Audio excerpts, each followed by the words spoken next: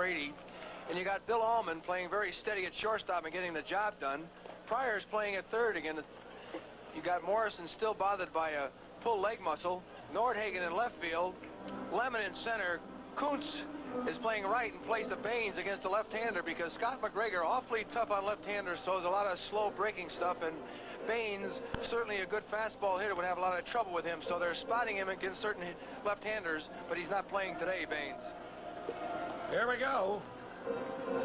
And leading it off will be Al Bunbury, hitting .241 with no homers. 1 run batted in. Bunbury, a much better hitter than that. He's a guy that, like Aaron LaFleur, Bunbury for Baltimore is the guy who gets their offense going. He gets on base, he steals second, and can score on any kind of a hit. Harry, he scored 118 runs, and yet that's what you're talking about. He really gets the job done. He can score from first on a double, and on a hit and run, he may score from first on a single. White Sox a 1-5, lost 3. Baltimore so far has won 3, lost 4. First pitch of the ball game on the way. Fastball to the knee, a strike call. Rich Dotson. Talking with the various players, it seems like they feel that the early weeks of the season, when the weather is wet and cold, that really doesn't affect the pitcher as much as it does the hitter. There's a slider at the knee. Strike call. The hitter's almost intimidated in swinging the bat because it hurts his hands so. He doesn't hit the ball exactly right. You're absolutely right, Kerry. And one thing about it, you try to use a bigger knob bat, so you're not as quick. You're just trying to get singles. 2 strikes and nothing. The pitch. Low high.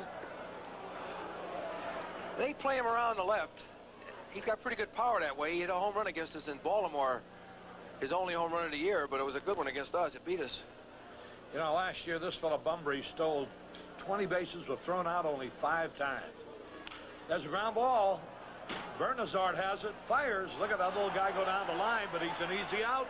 1 gone. Harry, you talk about those hands. He just broke that bat. He reached for a ball out away from him and hit it right on the end of the bat. He got a few B's in his hand. Rusty Kuntz is in right field today. Nordhagen is in left. And Lemon is in center.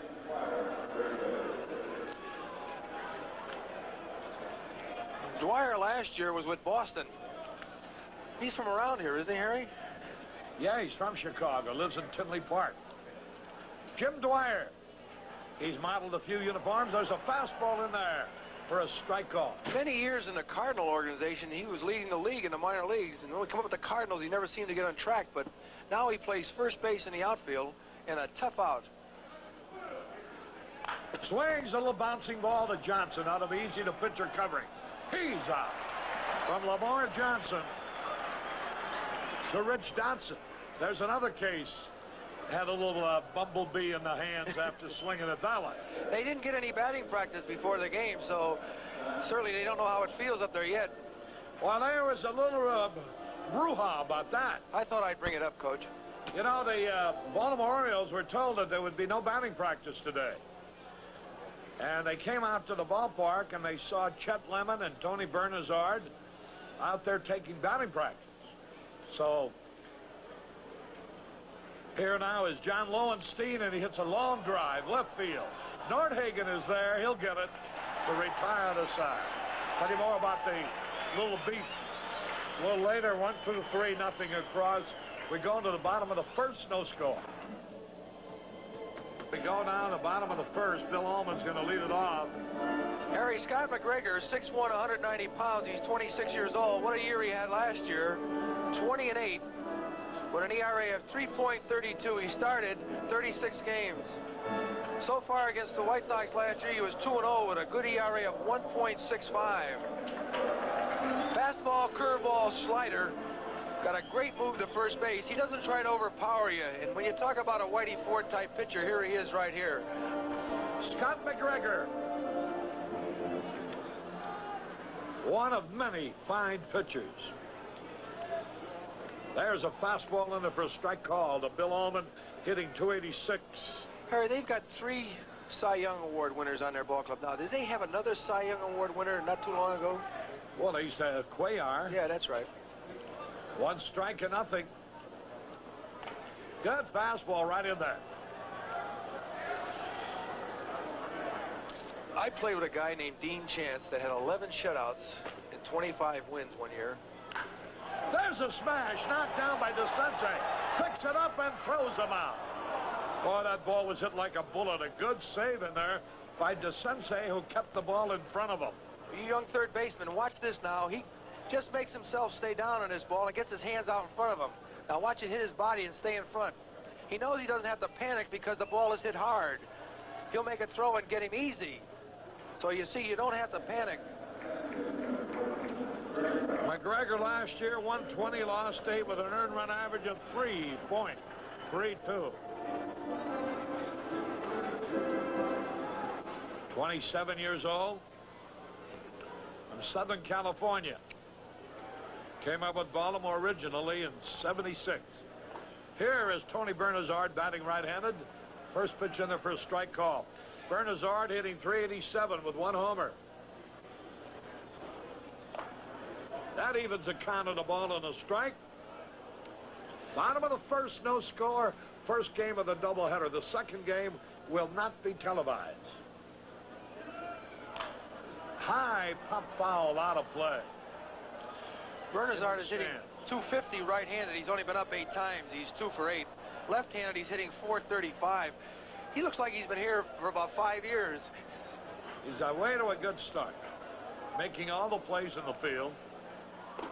Fastball inside. The last 5 men in the White Sox batting order have yet to drive in a run this year. Johnson, Lemon, Nordhagen, Kuntz, and Pryor. Ball low. 3 balls, 2 strikes. Birthday greetings to Gordon Alcott, 50th birthday. Fouled it back at a good cut. McGregor, known for good control, doesn't walk too many.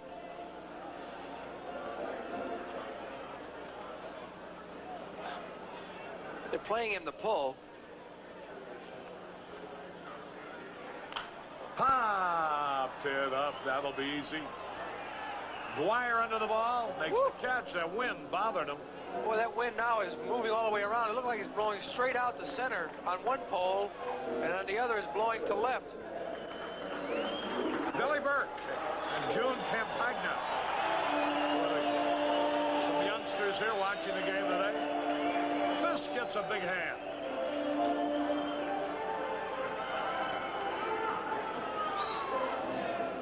Montreal leading in the National League East. Los Angeles in the West.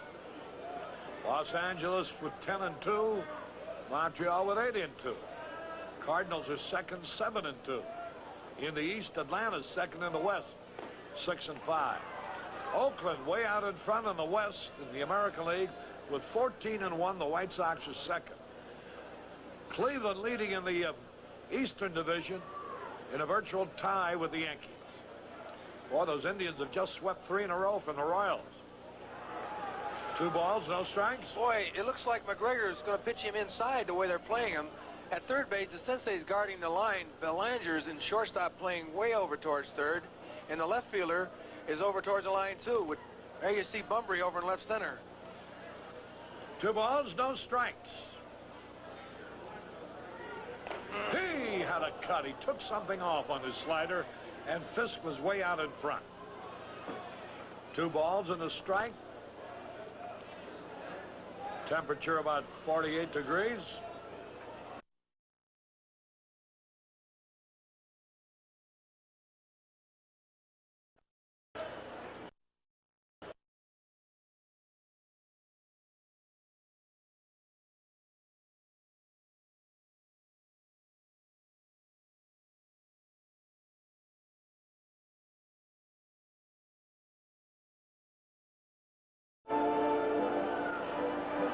Overcoat crowd here.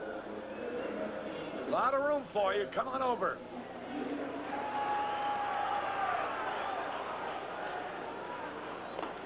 Fastball high and outside. 1 ball, no strikes. Quite a story about this Graham behind the plate. He was with the Minnesota organization and got his free agency and wound up signing with this club and played in Rochester, then came up last year and did well. Here's ball 2 outside. McGregor missed with an off-speed pitch. I would have to say, Harry, 15 home runs is pretty good for a guy that came up mid-season. He's not considered as good a defensive catcher as Rick Dempsey. But a good second string, huh? Yeah, left-hand hitter. The pitch to Luzinski. High pop foul back. Looked like he was trying to go to right field. Boy, look where Singleton's playing over by the 375-foot sign in right center. If he hits it to right, Fisk will score easy. I don't know about that. The field is pretty wet. The ball won't roll. There you see it. 2 balls and a strike. Throws over to first, the runner back. Jim Dwyer playing first base, the Chicago boy. I wonder what's the matter with Dower. We'll have to check it out. Yeah. The pitch. Outside, ball 3. Lamar Johnson on deck. You know, he gives you a lot of motion, and then he'll turn the ball over. Another time he'll come quick at you and throw fastballs inside, so he changes his motion. 3-1 pitch. Walked in. The White Sox with runners at first and second, 2 out. Lamar way overdue. You know, that's unusual for McGregor. He has ordinarily great control. Last year, he walked only 58 men in 36 starts. How many innings did he pitch? He pitched 252 innings, walked only 58. That's why he was 20-8. And he struck out twice as many, 119. Let's get him now. Lamar Johnson looking for his first ribby of the year.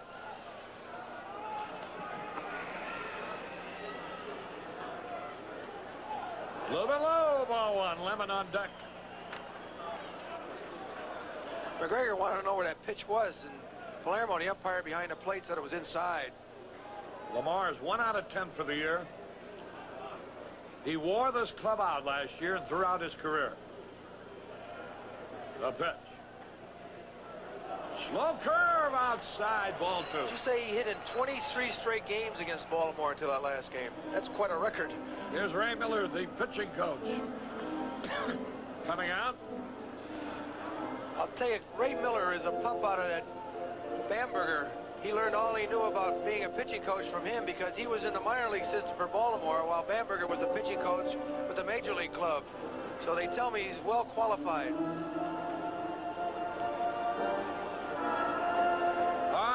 Whatever he's had to say to McGregor.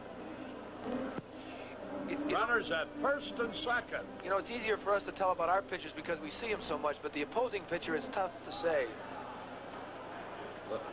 Lazinski playing it safe at first base. Pitch to Lamar. Home run. Ball low, ball 3. Let him hit, Harry. 3 balls, no strikes. Get a pitch. Lamar looking down. Bobby Winkle's coaching at third base. Leda Pinson at first base. He's hitting now. He's got to get a strike right where he wants it. He can't swing at his pitch. The delivery.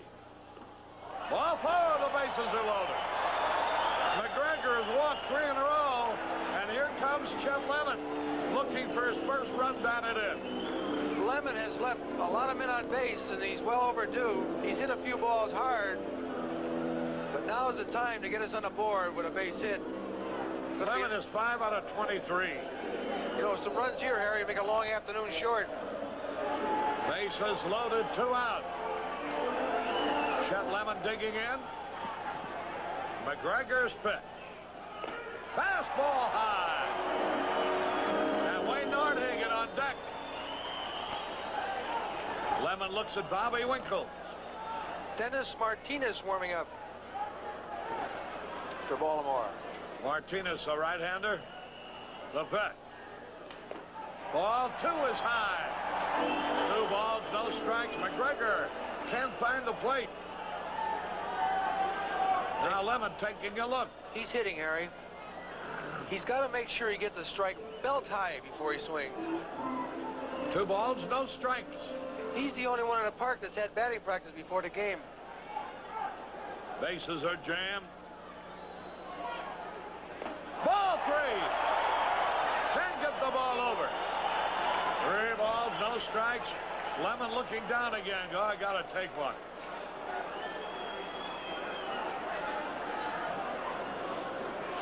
DeSensei, the third baseman, over talking. 3 balls, no strikes. Lemon, the hitter, batting .217. But he's got a left-hander out there wheeling the ball into him. Crouch a little bit, Chet. 3 balls, no strikes. Here's the pitch. Walked in.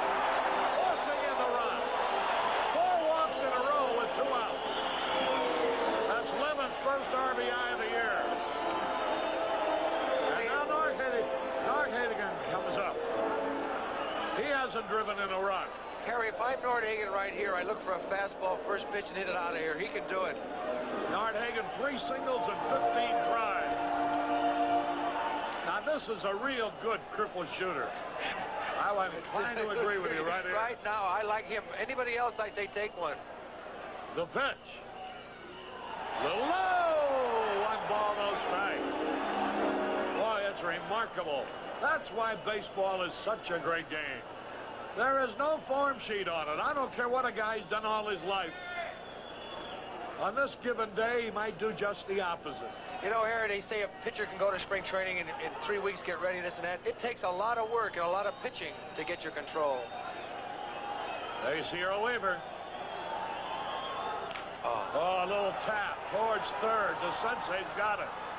Boy, he didn't have a good swing at all. So the inning ends with only 1 run. No hits, no errors, 3 left. Boy, oh boy, with a wild pitcher out there, what you want is a real good cut. Look at it. See, he didn't have much of a swing. Out in front, 1-0. The umpires are Jim Palermo behind the plate, Ted Hendry at first, Jim Evans at second, and Mel Clark at third. Richard Dotson came to the White Sox in a trade with Bonds and Bosley. We sent Downing, Frost, and Knapp to California. And you know now, Harry, both Knapp and Frost are in the minor leagues. And that's very, you never figure that because Frost had a great year his first year with him, won 16 ball games, but he's hurt his arm and his back. Knapp, who has never lived up to his potential, there's a guy that could throw the ball hard 1 minute, the next time he wouldn't throw it. So he's in the minor leagues.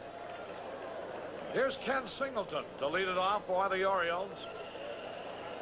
Members of the St. Clair basketball team on hand here tonight. Clem and Barbara Brown from Warrenville. Singleton, a switch hitter.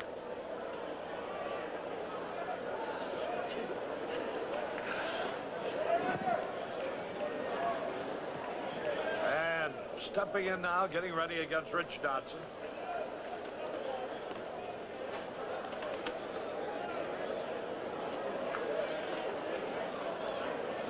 How long before we're going to see LaFleur back in the lineup? Waiting for the weather to get a little bit better? I would imagine. He may not play until June. It's a bad kind of a day for a guy with any pulled leg muscle to be playing. Hey, Harry, look at over here. Roger Bozzi, my favorite groundkeeper. There's a pitch of fastball a little bit low. His grandfather used to put the infield up around third base so I could bunt down the third base line for base hits and then take it down when the White Sox came in town. Roger and his dad, Gene, are so tickled to death about the condition of the outfield. Because that expenditure of $10,000 fixing the drainage system in right field, and when the season is over, they'll do the same thing in left field and center field. They ran out of time. They wanted to do that before this season started. But what a difference it's made. There's a pitch a little bit low. Roger was telling me that it's doubtful whether they could have played opening day, and they drew 51,000, you know. With last year's conditions. 3 balls, no strikes. Strike call. Dotson White Sox baseball on WGN Television 9, Chicago, America's #1 station for sports, where you hear both the Cubs and the White Sox. 3-1 pitch. Swung and he missed. Strike 2. Dotson breezed through the first inning, got Bumpry on a broken bat ground ball to second, then a little ground ball to first by Dyer, and he got Lowenstein for the fly ball to left. 3 balls, 2 strikes. Singleton. Swings late and he fouls it back. Singleton with good power to all fields. They're playing him around the pull, but he'll go the other way. In left center field now is Nordhagen. He's got to be careful. He'll hit that ball straight away to left on him. Especially now that it's cold. Joe DeSario here with his family, pulling for the White Sox today. 3 balls, 2 strikes. Regards to my good friend Pete Gallios, recuperating at home. 3-2 pitch. Long drive, way back. Might be out of here. It is. Holy cow. Boy, that fence. Singleton hit one over the center field wall. Harry, I would have to say, though, that would have been a triple. But that's the 3rd home run against us over that center field wall. With good pitching, you know, I don't understand why you want to put a fence in. Orioles' first home run since their opening game. Well, Singleton now has hit 2 of the 3 home runs that Baltimore's hit as a club. There's a fastball right down the middle. This ball is way up against the back wall. It doesn't just go over the fence. It's hit a mile. So, we struggle with 4 bases on balls to make a run. Singleton swings the bat once and gets it back. Flag blowing straight out. All you got to do is get it in the air today. Here's Crowley. Fastball in there, strike call. Crowley's been one of the great pinch hitters for them. That he has. Boy, I tell you, they got so much information in their sketchbook You can't find it. that you can't find the player that you want to look up. 2 strikes or nothing.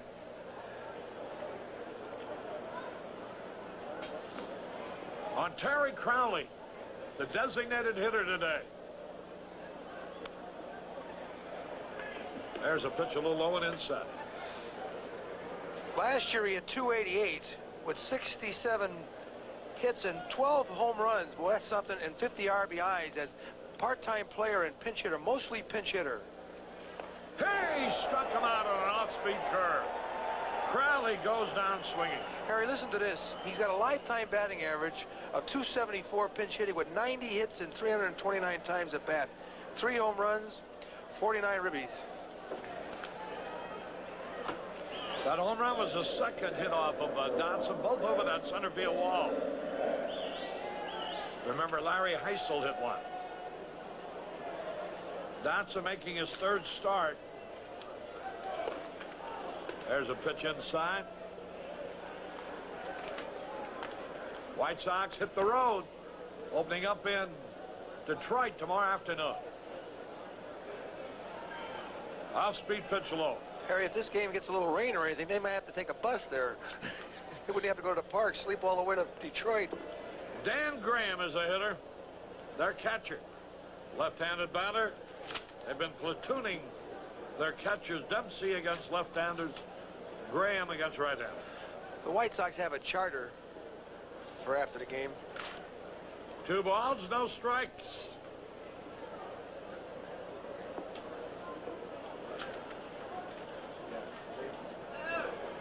The outfield plays Graham straight away. Good fastball at the knee. This guy's got good power. Harry, the umpire behind the plate, Palermo, one of the better balls and strike umpires in the league. He really lets you know what's going on. 2 balls and a strike. Stays right in the middle pretty near. Swung at a changeup and he missed. That evens the count at 2-2. Dan Graham last year with Baltimore got 15 homers. 26 years old, out of the Minnesota Twins organization. 2-2 pitch. Struck him out on a changeup. Boy, he has struck both Crowley and Graham out on changeups. You know, Harry, if the White Sox need something, it would be a left-handed catcher or another left-handed outfielder. Because we just don't have enough left-handers on that bench. 2-minute round, 1 run is in, and here's Doug DeSensei, the 3rd baseman. He's driven in 1 run this year, batting only 195. Get a good look at that, because that average won't stay there very long. Fine ball player, this guy. Hits the long ball, a fine fielder, good arm. Can do things with the bat. The pitch on the way. Curve of beauty. When I think of the Sensei, I think of how he goes to his right and makes diving stops against us so many times and throws us out. 2-men around, a run is in on a home run by Ken Singleton. There's a drive, center field, Lemon going back. He leaps and he makes the catch. Made a lousy turn, Harry. Could have made it easily. He got turned around the wrong way, but he grabbed it with one hand for the out. 1 run, 1 hit, no errors, no left. We go to the bottom of the second, tied up at 1. There'll be a spectacular Mother's Day fireworks display following the game. That's Friday night, May the 8th against the Royals. Tickets are available at the Comiskey Park box office and all White Sox and Ticketron outlets. Here's Rusty Kuntz leading it off. First pitch. Low and away. Swung and he missed. That evens the count, a ball and a strike. Kuntz really had a great spring. He hit 4 home runs, was second in the club in RBIs, and he'll hit that ball a lot to right center, left center, but they're playing him over towards left center. Line drive, base hit for Rusty Kuntz. Kuntz singles to center.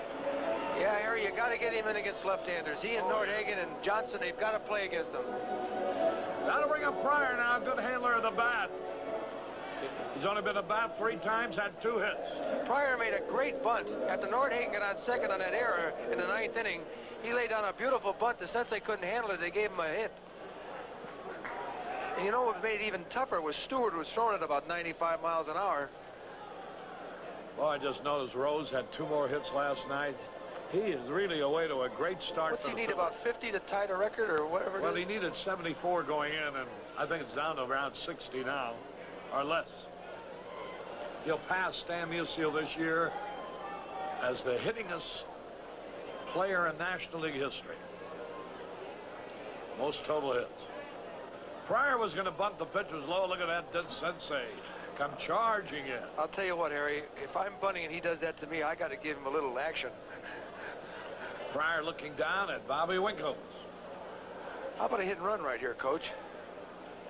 Runner at first base, nobody out. Pryor, good handler to bat. Good fastball strike call. Again, DeSensei was charging in. Jim Dwyer playing first base, a Chicago boy. Gonna have to bunt to Dwyer, I guess, because the way DeSensei's coming in, he'll throw him out at second. It's a slow track. You can't run too good. What a big lead he's got over there. Now the pitch. There's a good bunt. They're going to throw to first base only. McGregor thought of second base, cocked his arm, but realized Kuntz was too close to the bag. He'd be taking a big gamble. Boy, the big lead that Kuntz had at first base really helped him because he was off at the crack of the bat. Here you see it. It was not a good bunt. And watch how he feels it. He's going to think about it. He looks at second base, but changes his mind because Kuntz got a whale of a jump. Good base running on part of Kuntz. Here's Bill Ullman now with a chance to drive in the go-ahead run. We're in the bottom of the second. Slow curve is low, ball 1. Boy, Ullman hit a shot right off the chest of the Sensei, but the Sensei got the ball and threw him out. The pitch on the way. Swibs one by him. to the right of the first baseman in the short right field. A hit and a run will score.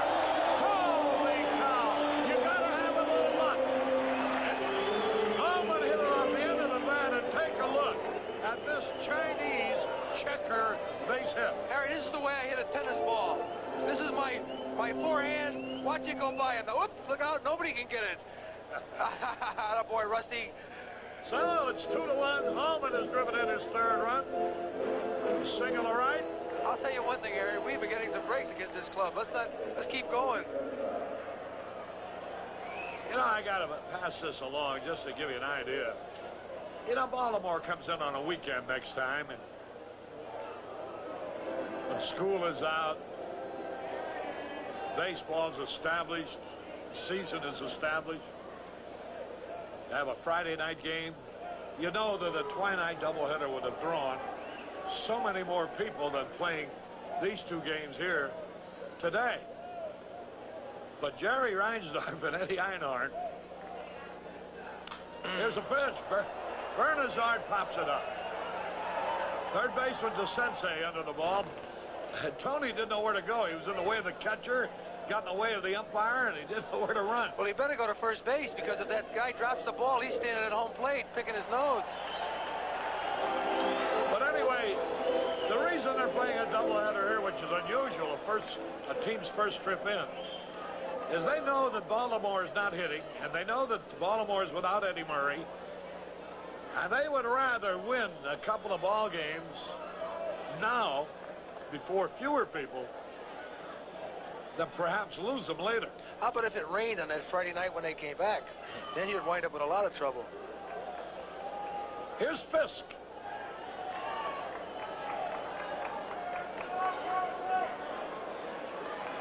But it's refreshing to know that the owners are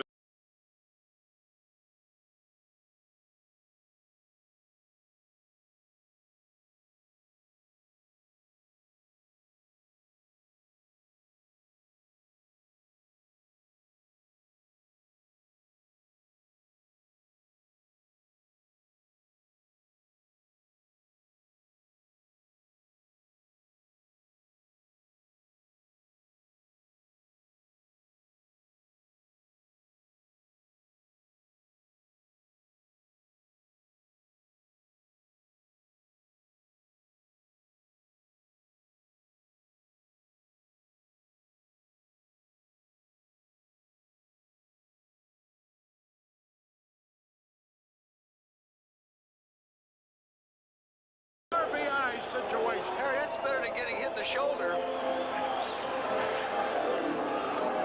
So Fisk catching the third baseman. Here you see it. Very deep. Beautiful bunt. You never see a catcher make a better bunt in your life. Look at this ball. DeSensei lets it roll, and it's not going to go foul. Pick it up. Okay. Here's Lazinski now. Oh, they get hold of one here. Oh, you got these different angles. Ah, the pitch. Swung, and he missed. He's way out in front. Boy, he took a little something off of a fastball. I think Lazinski's going to have to start going to right field till he learns these pitches a little more. I think the Bossards had the grass. Look out. Throw to second, the runner back. Ooh. Now Hallman just got back safely. There's 2 outs, young man. You get picked off a second. The Bossards had that grass manicured perfectly, kept the ball fair all the way. Dennis Martinez warming up in the bullpen for Baltimore. That evens a count at a ball and a strike. Boy, they give Lazinski all a right field. Look at that defense. Harry, I don't think they're going to give him a pitch inside unless it's bad, so he's going to have to go that way because his ball's tailing away from him. Swung, and he missed. Swung right through that. It makes it tough, Harry, when you come from another league and you don't know the pitchers. 2 strikes and the ball. Runners at first and second. Struck, come on. A fastball low. Lazinski goes down swinging. And it's 1 run. 3 hits. No errors, 2 left. At the end of second, the White Sox 2, Baltimore 1.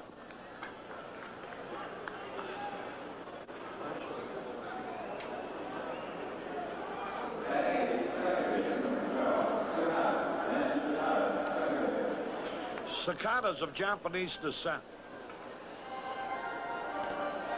And Nancy plays a little Japanese music. She is great.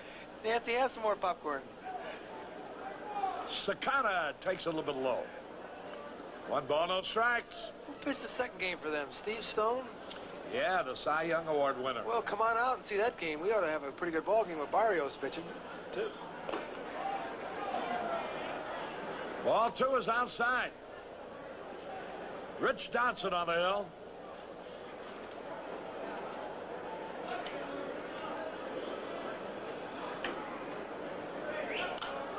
pop foul. Outside first, Lamar Johnson has room, and he makes the catch.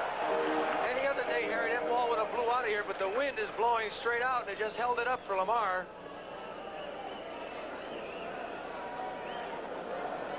So that will bring up Mark Belanger, the shortstop.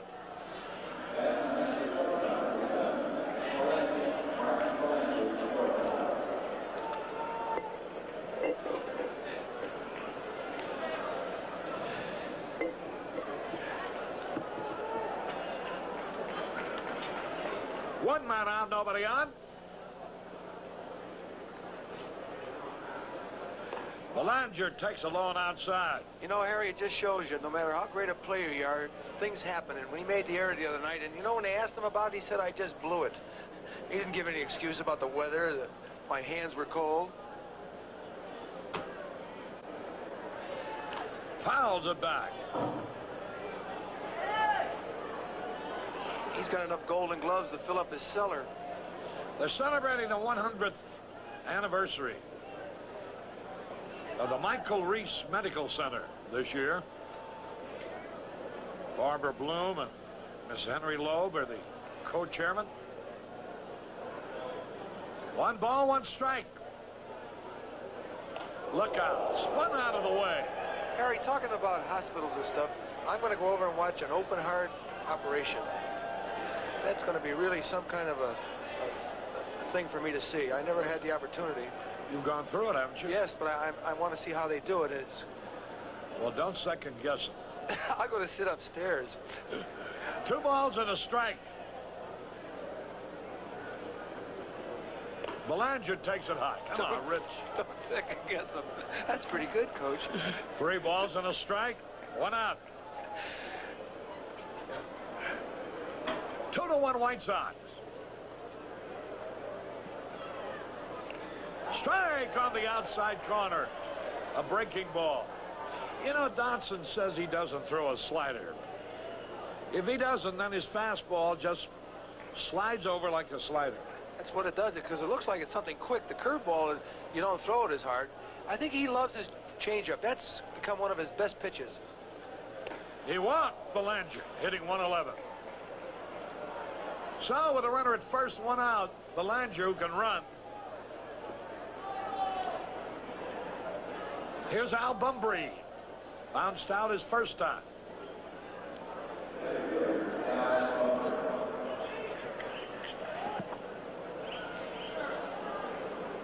One out, 1 on.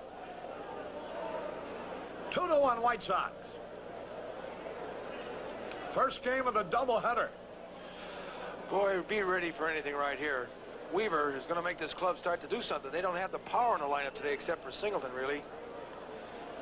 Not even 1:30 yet, so if you're around anywhere near the ballpark, come on over. We'd like to see you. Bumbry, a little tap. It goes foul. 1 strike to nothing. Belanger, 38 years old, but he can still run. You know, I noticed Bumbry, Harry. I guess he doesn't get too many changeups, but the first time up, he broke his bat on a changeup away from him. That time, he chased one there. He's strictly a fastball hitter. It's tough to pitch to him. He's so small. And when you get that changeup over, he has trouble with it. 1 strike to nothing. Steve Stone in the second game against Francisco Barrios.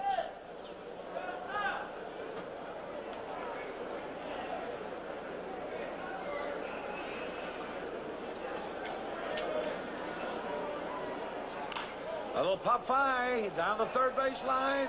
Nobody can reach it. Harry, would you say that's the same kind of a ball that Bernazard hit to win the game? Right, won the game with it. Well, it was fair.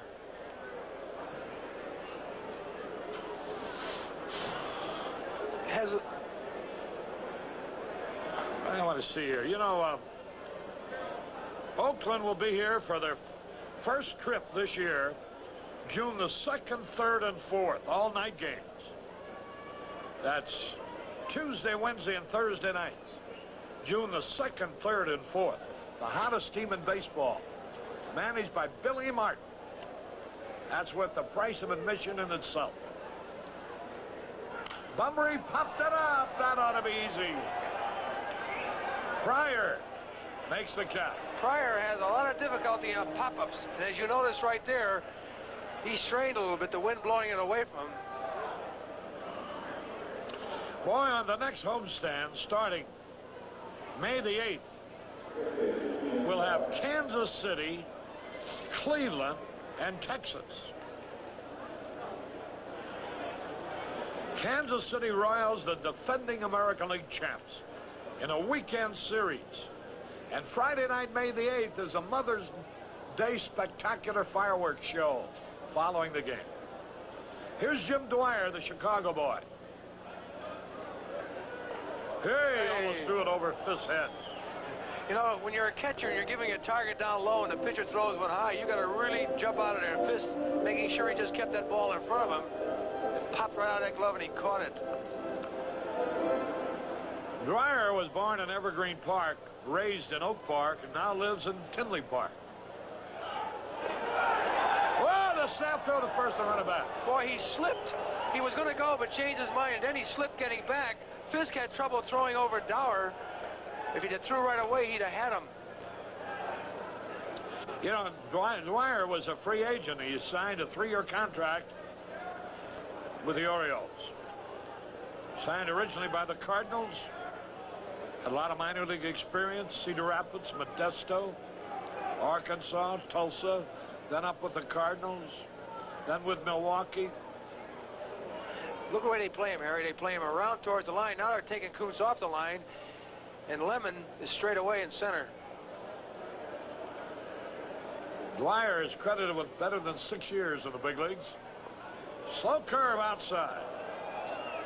Ball 3. John Lowenstein will be next. Come back and get him now. You don't want to walk this guy. There's your defense.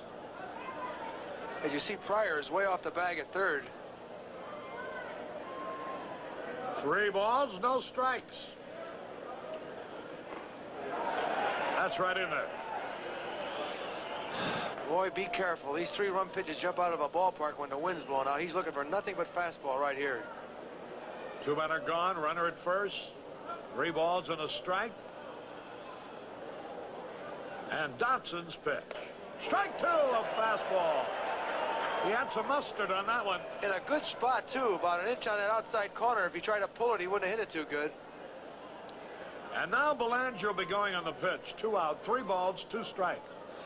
Lamar is going to play behind him right now. Now the pitch to Dwyer. Here it is. Walked him. Push that ball. That's a second walk for Dotson. Dotson in 3 starts. Walked 3 in 7 2/3 innings the first time. 2 and 3 2/3 innings when he was knocked out by the Red Sox the next time. And he's walked 2 in this inning alone. Lowenstein, a tough out. You've got to keep the ball down and away on him. He got a break when Texas let him go about 3 years ago, and he got himself a job here with Baltimore. A good pitch hitter. A wild pitch back to the screen.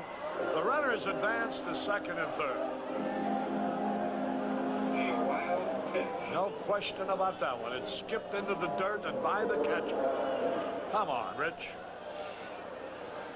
Funny thing about Dotson, he hits these streaks when he just seems to go wild. You know, I think a lot of times he worries so much about his form that he forgets about the plate. That's the only reason I can give, because he has got such good stuff that if he gets it over, they're going to have trouble hitting it. 1 ball, no strikes. Runners at second and third. Lowenstein aware of the fact that if he gets a base hit, his team will take the lead. The pitch. Swung, and he missed the changeup. That's his best pitch, believe it or not. George Brett and company here to open up the next homestand. May the 8th, 9th, and 10th, a weekend. Tickets now available. Strike, a good fastball. 2 strikes and a ball. Top of the third, 2-1 White Sox.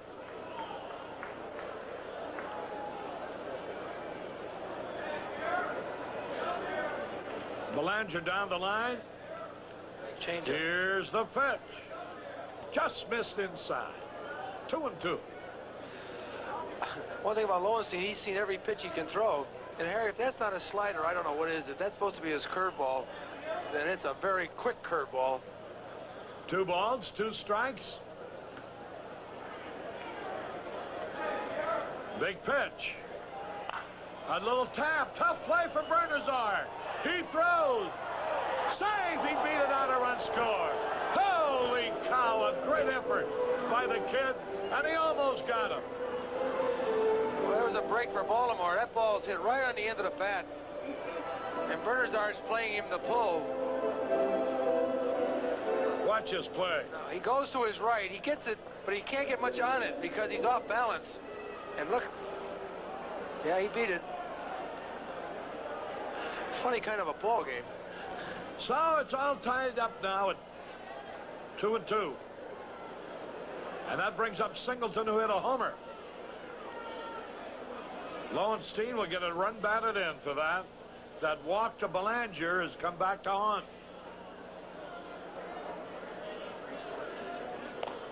Low went inside. The wild pitch really cost him the run because he doesn't score on that ball. Well, he walked 2 and wild pitch. He can't blame anybody but himself. Yeah. The walk is bad enough, but the wild pitch really cost him the run because we'd have the bases loaded right now. Here comes the pitching coach of the White Sox, Ron Schuler. See, I see they had a nice close ball game up in Boston yesterday, Harry. 16-8. That's par for the course at Fenway. 11 runs in the first 2 innings. And then the Red Sox almost caught him. I'm surprised at Eckersley, Harry. I didn't think he threw well the last time we faced him. And I guess yesterday he got knocked out of there in a hurry. Well, he always looks great against us. You know, Texas got 7 in the first, 4 in the second. Then Boston came back with 5 in their half of the second. Here's the strike call. Evens it up, a ball and a strike. Runners at first and third. The game is tied 2-2. First game of a doubleheader. The second game will not be televised, but it will be on Sports Radio 78, WBBM radio. Swings and he taps it foul. That was his curveball right there. It's now an hour old, this game, and we're in the top of the third, Harry. We'll not catch that 7 o'clock plane no more. 2 strikes and a ball. Runners first and third. Left-hand hitter waiting.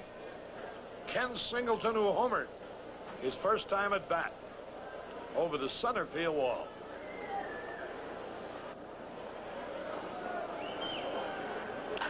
Ground ball, headed for left field, a base hit.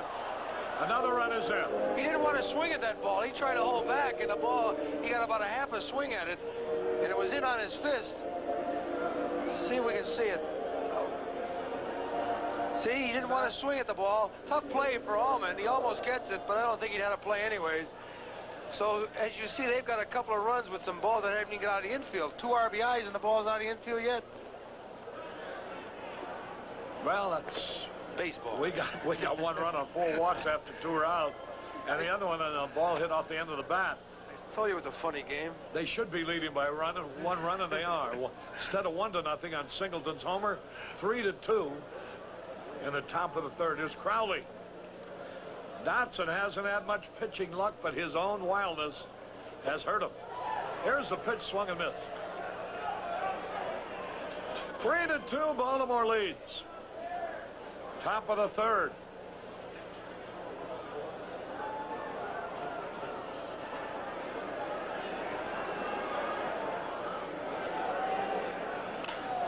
Fly ball in the left field ought to be caught. Nordhagen is there, and he takes it. So it is 2 runs on 2 hits, no errors, 2 left. We go to the box, got their first run. The first 2 men went out in the first inning. Fisk, Luzinski, Johnson, and Lemon walked in succession, accounting for the run.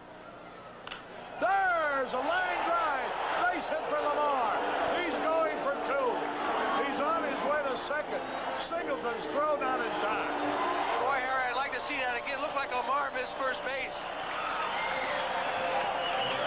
Harry, Lazinski's going to have to try to hit him, too. Watch him go the other way now. Say anything. They got the TV in the clubhouse.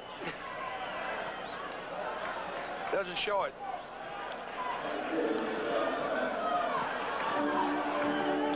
So here's Lemon now with the tie run at second, nobody out. Lemon has got to take a couple of shots to right field right now. It might help him get a base hit. Big hole between first and second.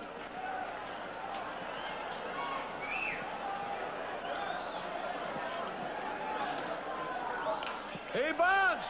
It's a good one. He may beat it out. He saved. Runners at first and third. A beautiful bunt by Chet Lemon. And the White Sox got something going. Runners at first and third, nobody out. Looks like Lemon's going to just make a bunt, but he pushes it by the pitcher of beauty, and he beats it out.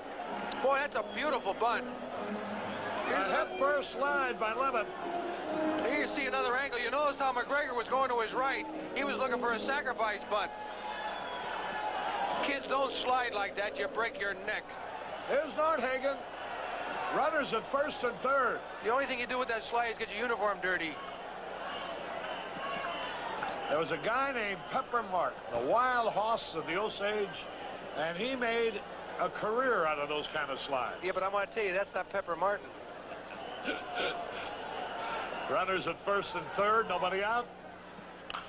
Ground ball foul. Come on, Norty, get a good cut up there. Looks like Norty's chasing his pitch, Harry. Watch Lemon's head first slide. You can break your arm, your hands, your wrist, your shoulder, and your neck on a play like that. Infield playing back. Willing to give us the run for the double play.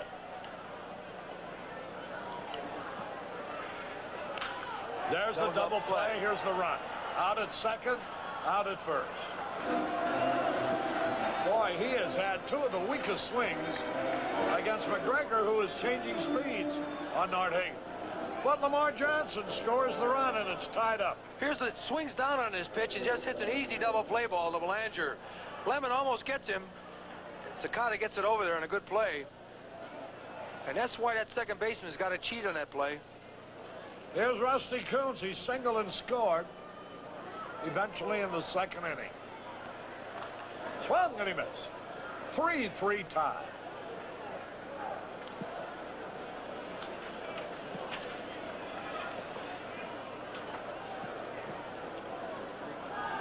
Two-minute out, a run is in.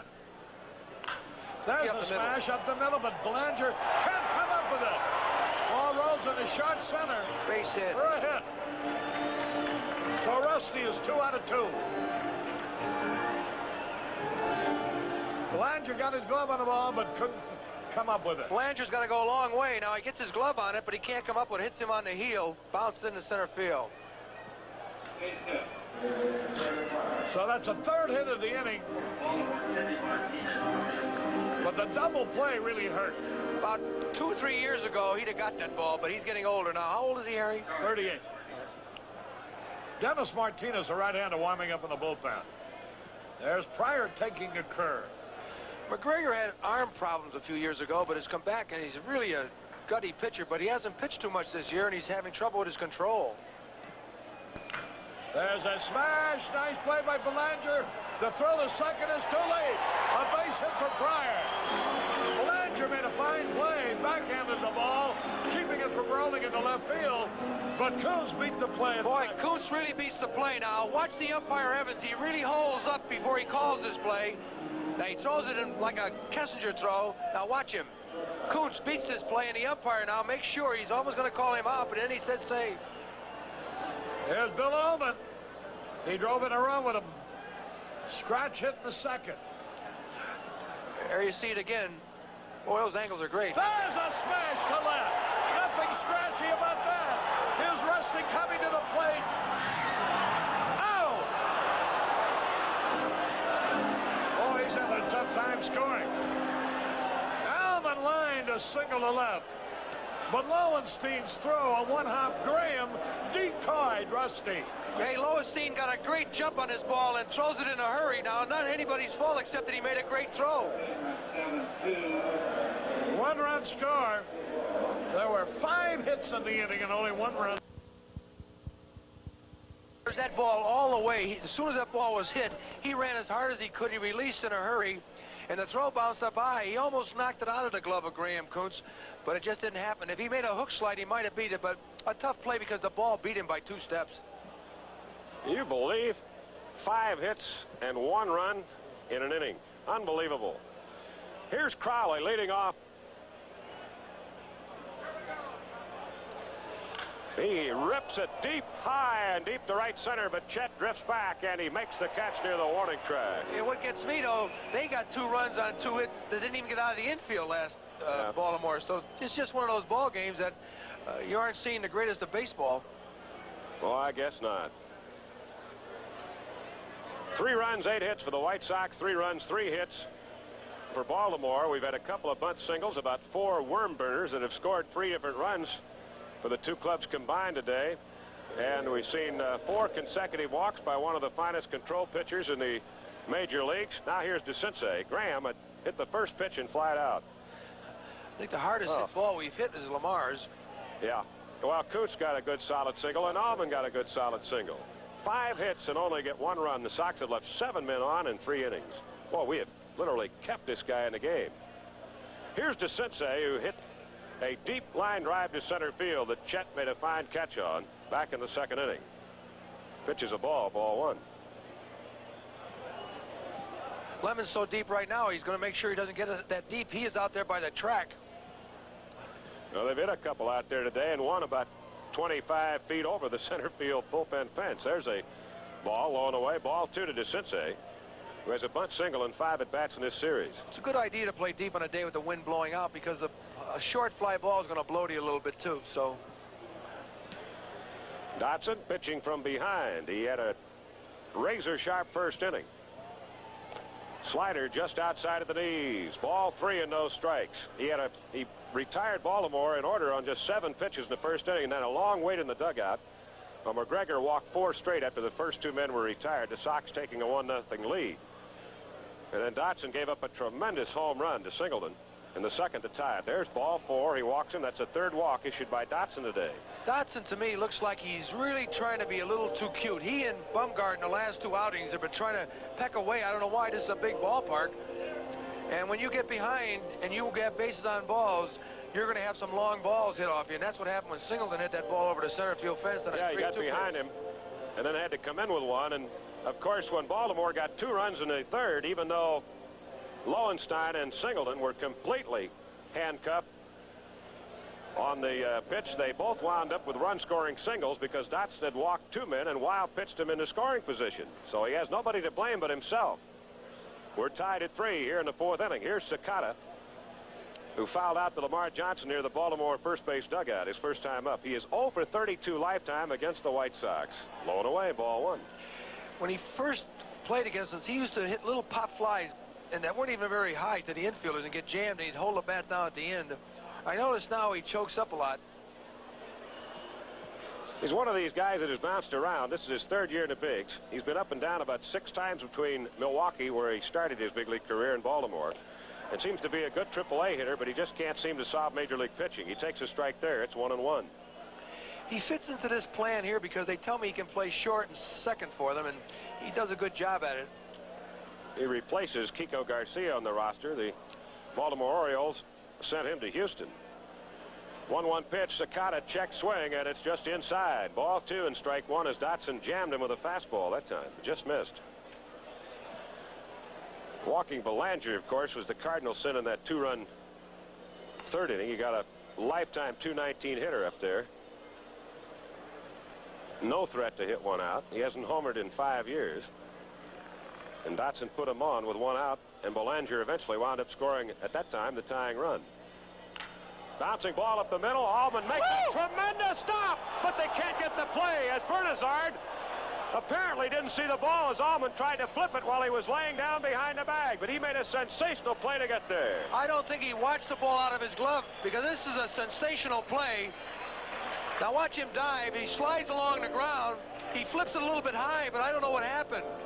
It's a perfect throw, but he missed it. He didn't watch it come out of the glove. He just plain missed that throw. That's all. He took his eye off the ball.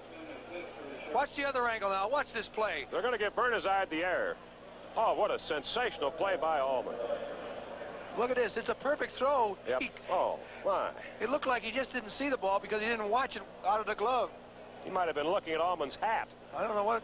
Because Allman's cap flew up there, and that might have taken his eye off the ball. At any rate, Bernazard gets the error. And here's Belanger with runners at first and second and one out. Joe, instead of thinking one out, he might have been thinking two. You notice how he closed his glove in a hurry? There's a ball to Belanger, who walked and scored his first time up. Hickey warming up in the bullpen for the White Sox. Boy, what else could happen? I don't know. We've seen just about everything on this one.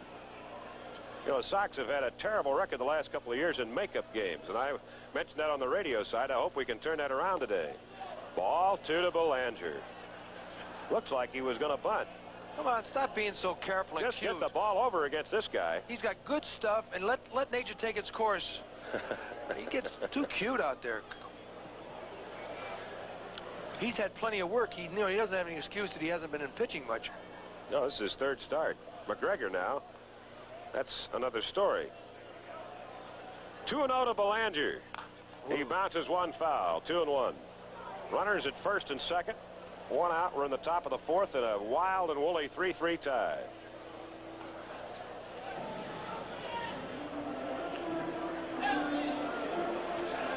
Looks like Fisk is trying to slow him down a little bit right now. He's taking a lot of time before he gives him a sign, as you see Hickey in your picture. Kevin Hickey from Chicago.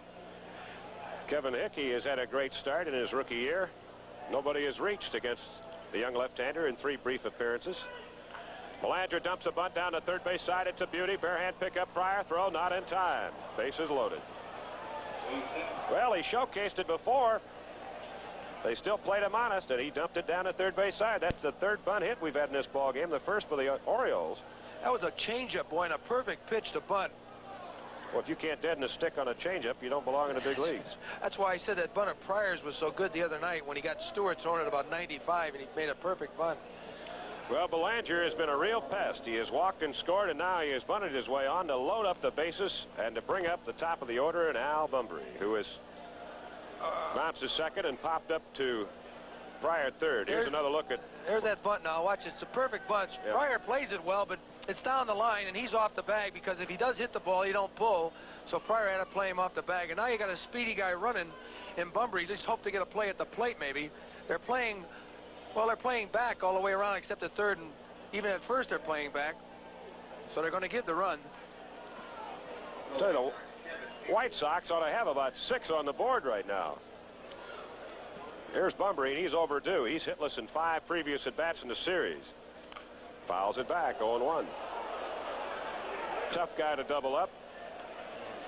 DeCinces is the runner at third. Sakata is on at second and Belanger at first. The bottom 3 hitters have reached here after Graham led off with a deep fly to center.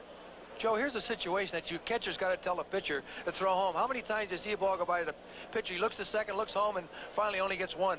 You've really got to keep him awake because he's concentrating more on his pitching and the plate.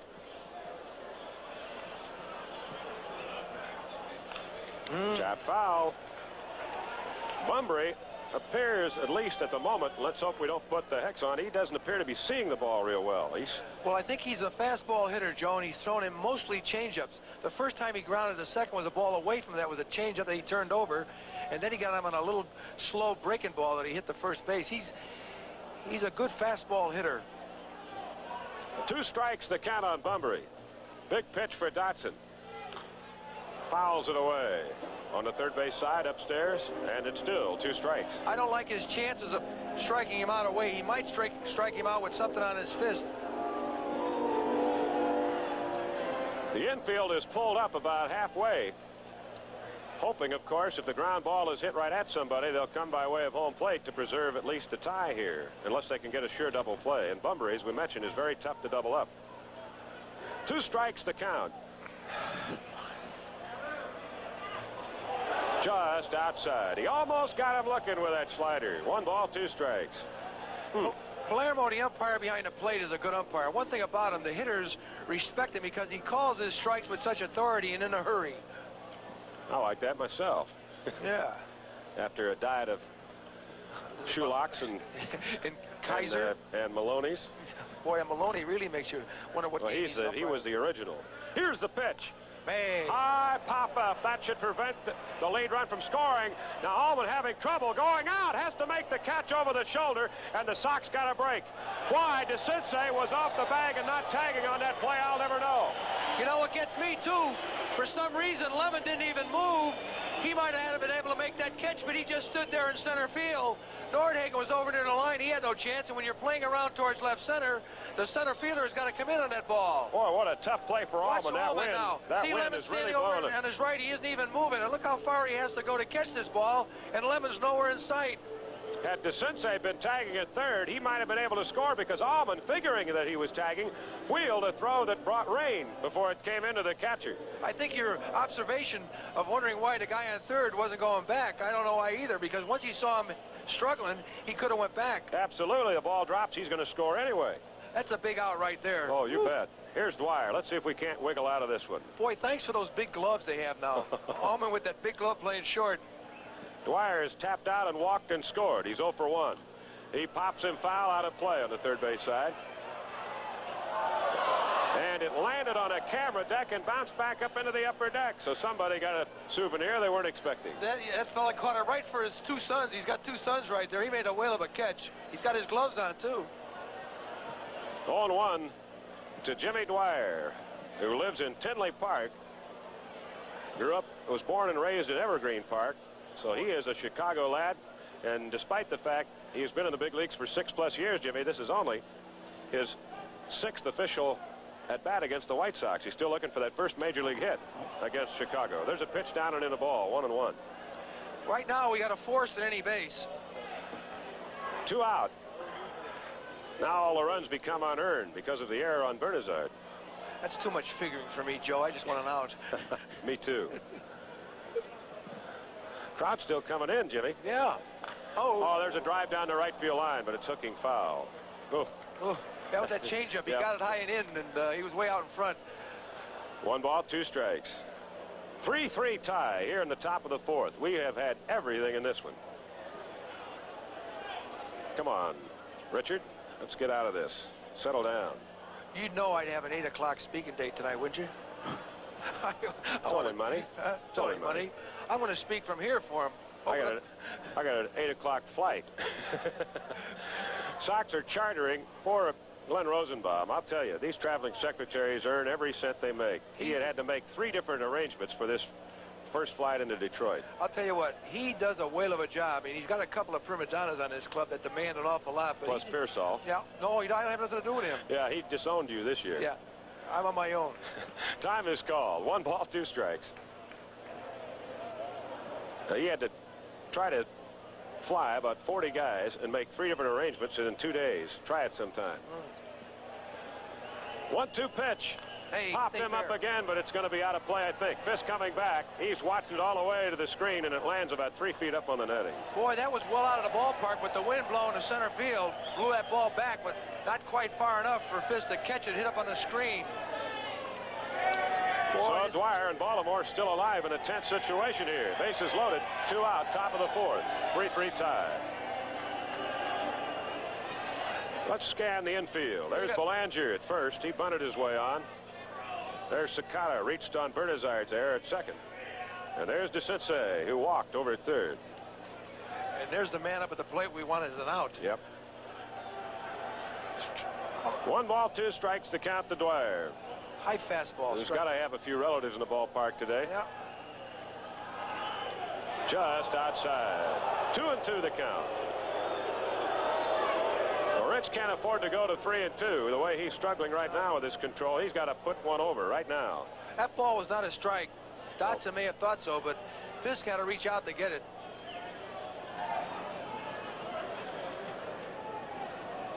Dwyer waiting. Now the 2-2 pitch by Richard Dotson. High ball 3. The bases are loaded, and they will be running with a pitch. Boy, he's pitched the ball game already. I don't know how many pitches he's thrown. Well, he hasn't thrown quite as many as it might seem. He only threw 7 pitches in the entire first inning. But, boy, since then, he has really had to struggle. There's our manager, LaRussa, with the little mascot, I guess. Bases loaded, 2 out. Full count to Dwyer. Runners take their leads. There they go. Struck him out on a changeup. He pulled the string on that. Dwyer is really heated with himself. He was already around by the time the ball got to home plate. Big strikeout for Dotson, his third of the game. Boy, watch that ball go down. The bottom drop, oh, I'll tell you, we've seen it all. Bernazard will lead off. He has popped up twice. He's looked a bit over anxious against McGregor's off-speed junk. He has popped to first and popped to Sensei at third. He was the hero 2 nights ago with 4 hits and both RBIs in the Sox 2-1 victory over Baltimore. Oh, there it goes, way back, left field, and it is gone. Lower deck, home run Bernazard, his second of the year, and the Sox regain the lead 4-3. Boy, did he jump on that first pitch. You know, I was happy he got out of that inning without a run scoring on his error. That's a great thing to happen when guys pick you up. Boy, that was a line drive on a breaking ball. It looked like it was a high curveball. Dennis Martinez is warming up in a hurry down at bullpen. He's been up about 3 times. Bernazard's 4th run batted in, his second home run. He's now hit 1 left-handed and 1 right-handed.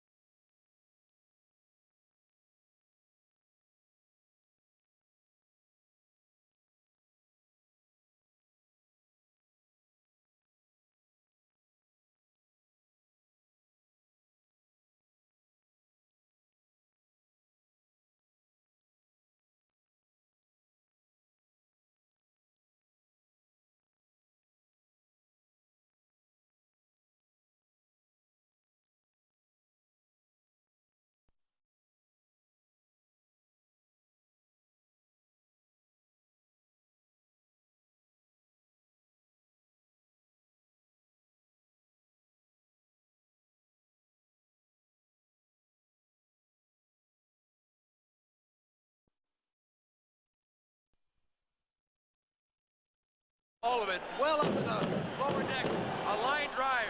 I'll tell you, this little guy might hit 10 or 12. He's got good power. Well, they didn't score on his error. Dick was just saying, Flanders was just saying that he made up for his error. The error made him feel good after he didn't score.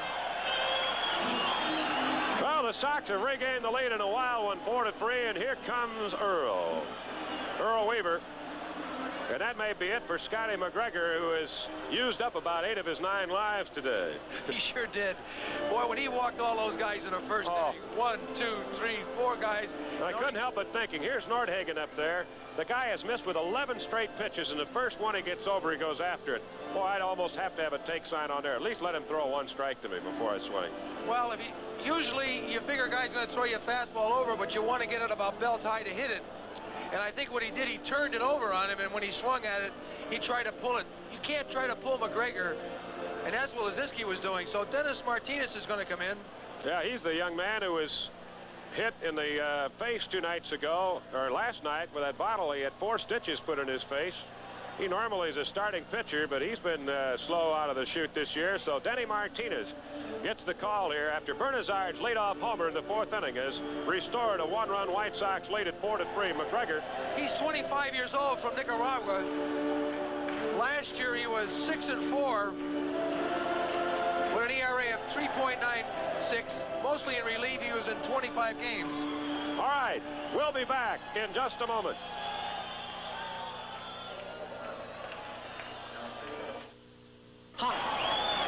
Well, here's Pudge. You know, he used to have a real good curveball. Not quite as good as Tippy Martinez, but a pretty good one. Tippy's a left-hander. Fisk is 1 for 1. He walked and scored in the first inning. After 2 were out, Fisk got the first of 4 consecutive walks off McGregor. And then he laid a perfect bunt down the third base line for a single his last time up. Low and inside a ball. Ball 1. are still coming out here, Jimmy. We're going to have a pretty decent crowd here today. We didn't have many when the game got underway, but they're still coming in, heavily bundled, of course. I guess it's vacation for many youngsters, and their dads are here with them all over the place. It's the last day of spring vacation. Low, ball 2, and no strikes to Carlton Fisk. Fisk bothered with his left shoulder as he backed away from that pitch. He's been hit so many times in that left shoulder, it's kind of tough for him to swing, and I imagine was one of the reasons why he beat out a bunt in the second inning, because that shoulder hurts him to swing. Well, he's been hit 4 times, which leads the major leagues, and Chet's right behind him with 3. And those two finished 1-2 in the American League last year. Ball 3, low and away. Fisk, I think, really wasn't hurt until the last time he was hit, the second time of that ball game the other night. That one came up, and it was a high fastball up and in that hit him right. It looked almost near the collarbone, and I think that's the one that's probably hurt him more than any of the others. Right on the bone. Yep. 3-0 to Fisk. Denny Martinez working on his first man. Fastball just got the inside corner. Looked a bit low from our center field shot here. 3-1 the count. Fisk was on his way to first. You're watching WGN Television 9 in Chicago, America's #1 station for sports. Your left arm and hand is the power.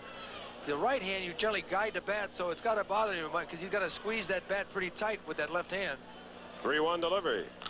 Ground ball in the hole. Belanger knocks it down. He's having all kinds of trouble. He can't make the throw. That's a third ball he's been unable to field today. I got to give him a hit, I'd say, on that ball. That's a tough play. Here you'll see go they're giving Belanger an error on that play. He did cover a lot of ground, but he had it right in his glove, Jimmy. He just closed it too quickly. Well, it's a tough play because you're on that grass, and it might have just hit something off of that little grass part of the infield. Another angle on it. See, he backed up off the grass. That's the third error of the year for Belanger. I'd like to see that sports writer throw that ball. Here's Lazinski. He's walked and fanned. 0 for 1. Straight. 0-1 to Lazinski. Now, Belanger is not enjoying one of his better series, at least defensively. His error enabled the Sox to win the opener 2-1. And he has dropped 3 balls here and has finally been charged with an error. There's a pitch that bounces in. Go to third. Jumps way over the catcher's head. Rounding second on his way to third is Carlton Fisk, and then we're going to motion him back. Apparently the ball bounced into the low box seats just to the left of the screen. Otherwise, Fisk could have taken the extra base. Graham took a lot of time, but the ball was a break for him to go into the stands, or Fisk would have went to third because he wasn't hustling back for that ball. Apparently it hit right on the front corner of the plate. It jumped way over his head. I don't think he knew where it was for a moment. Well, we've had a wild pitch on each side of the ledger here. All right. 1 ball, 1 strike to Lazinski. Sox have regained the lead here in the 4th. 4-3. They've scored 1 run in each inning, but still nobody out in this one. Ball 2, dug out of the dirt by Graham. Martinez, 6'1", relies on a good fastball and a breaking ball, but as Joe said, he's had some arm trouble and they had to send him out. Inside, ball 3 and strike 1. His velocity looks pretty good. It don't look like he's having any problem throwing. Martinez, in his second appearance of the year, both in relief, trying to pitch his way back into the starting rotation. 3-1, he's behind on Lazinski. High, ball 4. First walk-off Martinez. Lazinski joins Fisk on the bases, and Lamar Johnson has walked and doubled to right. Now coming up, Martinez, Denny Martinez. Boy, now lives in Baltimore, Jimmy. He was born and raised in Granada, Nicaragua, and he won 16. He was 14-7. In 77, he was 16-11 in 78, and then in 79, he was 15-16, and he led the league in starts and complete games that year. Look up, Weaver ran out there. He didn't walk out there, and he is really letting him have it about something. Now he's whistling, trying to get somebody's attention. I think he wants somebody else up and throwing. Boy, he is really hot about something because he is not happy with Martinez, whether it's the way he's working or what's going on, but he's kind of upset with the whole situation. Well, I think he was upset going in today. First of all, they had to play 2 on what was to be an off day for them. They're figuring the Sox bunch both of these games up today because Murray is out in the hospital with a viral infection. Is something they haven't really put their finger on yet, and Baltimore upset about a lot of things. Well, what if it rained the first Friday they come back? Oh, absolutely. Absolutely. You'd have 5 games in 2 days. Sure. Ever played a triple header? No, I can't say I did that. Here's Lamar, 2 on, nobody out. He takes a slider strike over the outside corner, knee high. Good pitch by Denny Martinez that time. There's Fisk at second. You know, you don't want to bunt in this situation because, of course, Fisk runs pretty good. Luzinski's got a bad leg. Lamar is a pretty good base runner, but still the speed is not around. You've got to get a base hit here. Now the Orioles are going to get somebody up and throwing again. Is that Ford? Swing and a miss. Lamar fooled an off-speed pitch. 2 strikes. Lamar not seen too much right-handers yet. He hasn't played that much. Was badly fooled on that pitch. He hit it his motion. And there you see Dave Ford, the right-hander, warming up. Don't forget the Cubs and the Phillies. The Cubs open up a 2-week homestand at Wrigley tomorrow right here on WGN, Television 9, 1:15. Cubs and the Phillies tomorrow. 2-strike pitch to Lamar. Bouncing ball in the hole. A base hit to left. They're waving the runner in, and Fisk will score. A single for Lamar Johnson. His first run batted in. His second hit today. The Sox now have 10 for the game, and they have a 2-run lead now.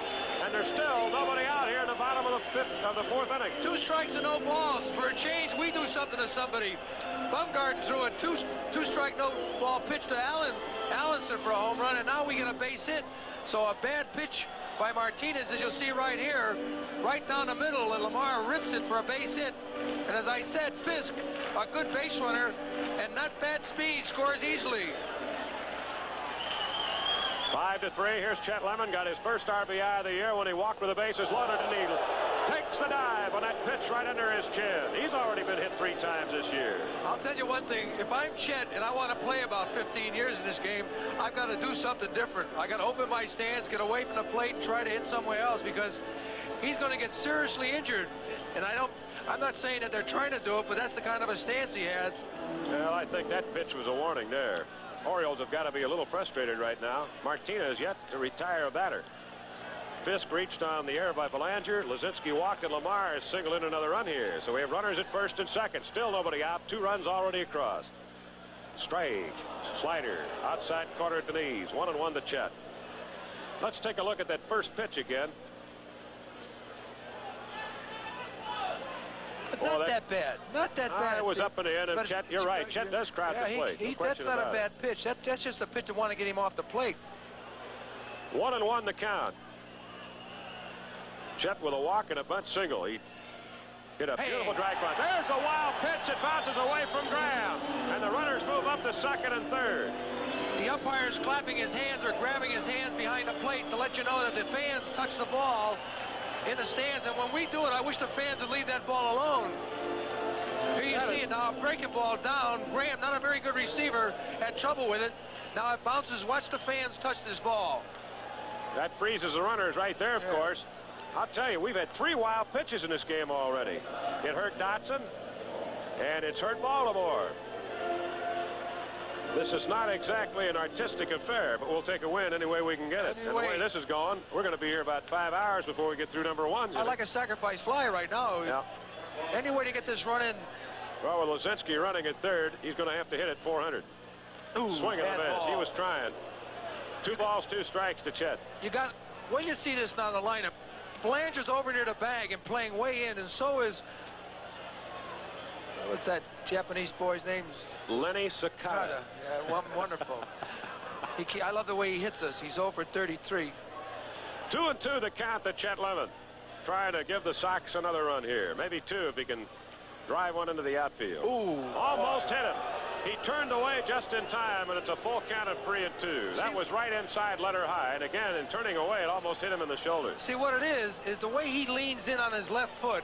He doesn't, and his arms are so stiff and tight, there's no way for him to get anything out of the way. Of course, Fisk is the same way. Yeah, except Fisk is bats out of a more closed stance. Chet is square. Watch his front arm now, watch. See, that ball's just inside. It's not that bad. Right under his left elbow. Full count of 3-2. The payoff pitch. Hey. Base hit, right field. Luzinski scores. They're waving Lamar in, and it's a 4-run inning, and still nobody out. Chet Lemon now has knocked in 3 runs today, and the Sox lead at 7-3. Infield was pulled in, and he just punched it in the hole to right. hits this fastball now. Right on the nose. There you see, no chance to get to Lazinski. And here comes Lamar. Singleton doesn't even throw the ball. 4 big runs.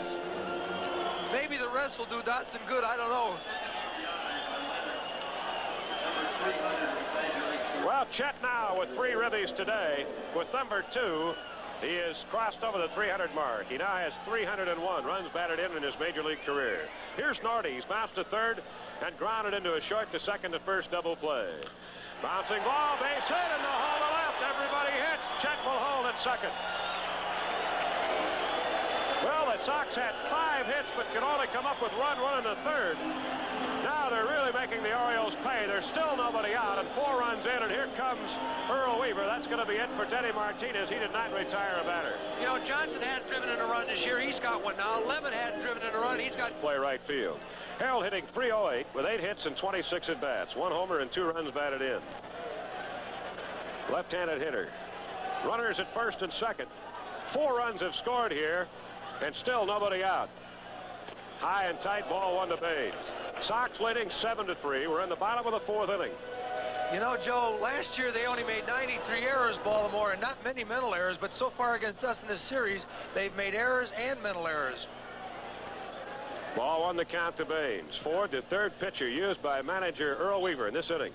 Takes a change high. Ball 2 and no strikes. Now for a home run. Graham behind the plate is noted for his hitting, and some of those curveballs, I got to believe he could have kept in front of him, but he has a tough time. 2-0 the count to Baines. When you got good pitching, you got to have good catching too, because they like to throw low. Swung on, drive to center. Coming in is Bumber. He got a late start, and he makes the running catch for the first out of the inning. Boy, he hit that on his fist. It looked like it was going to stop, but the wind just kept it carrying, and Bumber didn't see it too well, but still caught up with it. 1 out. Here's Greg Pryor, who has sacrificed and reached on an infield single when he bounced one in the hole at short that Belanger couldn't hang on to. So Pryor now has 3 hits and 4 at-bats officially in the series. His first at-bats this year, so he's hitting .750 right now. Right now. Sox have pounded out 12 hits. They've been the recipient of 5 walks. They could have 10 or 12 runs right now. 2 on, 1 out. Pryor takes outside of ball. Ball 1 to Greg. Joe, this is my longest 4th inning with you of the year. I'll tell you, maybe the longest of the year. Well, I'll tell you, that 3rd inning lasted all day, too. Oh, boy. Those bases on balls will make them really last. Strike. Good pitch. 1-1 to count to Pryor, the number 9 hitter. Pryor, a right field hitter, really's got a chance now with Dyer not too far off the bag. Hey, it leaves me a big hole between first and second. You realize that after Nordhagen's double play ball, every Sox batter reached until Baines flied out. There's a pitch up and away. Ball 2. 10 straight men reached safely. But on Allman's single in the 3rd inning, Coots was thrown out at the plate for the 3rd out. Then Bernazard led off this inning with a hit. Fisk followed, reaching on an error. Lazinski walked. Johnson singled. Lemon singled. And Nordhagen singled. There's a drive to left field. That's going to be in there for extra bases for Greg Pryor. Here comes Chet Lemon in with a 5th run of the inning. Pryor in standing with a double. They hold Norty at 3rd. It is 8-3. Boy, a good play by Winkles to hold him up, because the left fielder made a fine play. Lowenstein on that ball off the wall. Here's a high pitch now, and this ball is hit down the line. It hits up against the wall. Lemon will score. Anybody else but Nordhagen might have scored too. But here's the signal to stop, and look at him stop coming around 3rd, Nordhagen. That run will be charged to Denny Martinez, the 4th, the 3rd earned. And of course, he did not retire a batter. His ERA is going out of sight. Hit number 13. Well, we still got another game to go yet. Here's Bill Allman. He has singled twice, driven in a run, bounced out 2 for 3, and he takes a strike there. There's too much writing for me on this thing, Joe. I like these short innings. Allman's the number 9 batter in this inning, so the Sox have batted around. Smash up the middle, another hit. 2 more runs will score. And it's going to be 10-3. Allman with 3 straight hits and 3 RBIs today, and we're looking at a 7-run 4th inning. Boy, Allman, who has been sensational, has just won that job outfit. Cruz could take the year off because I don't think he's going to play for a while. And there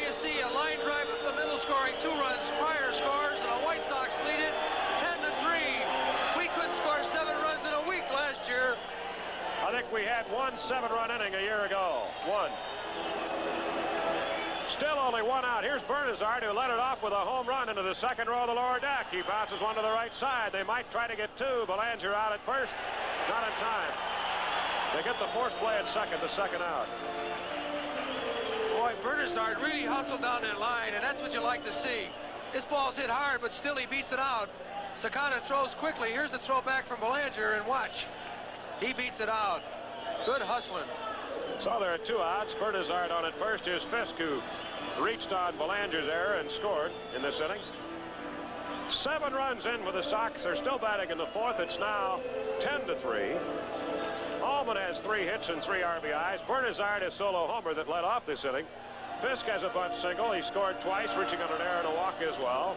Lazinski's walked twice, scored a run. Lamar Johnson a walk, a double, a single, 2 runs scored and a run batted in. Chet Lemon a walk, 2 singles and 3 runs batted in. Nordhagen is singled in 3 trips. Kuntz was 2 for 2, and Pryor is 2 for 2 plus a sacrifice. Strike. 0-1 to Fisk. In that 16-8 Texas victory at Fenway Park yesterday, I was looking in their line score today.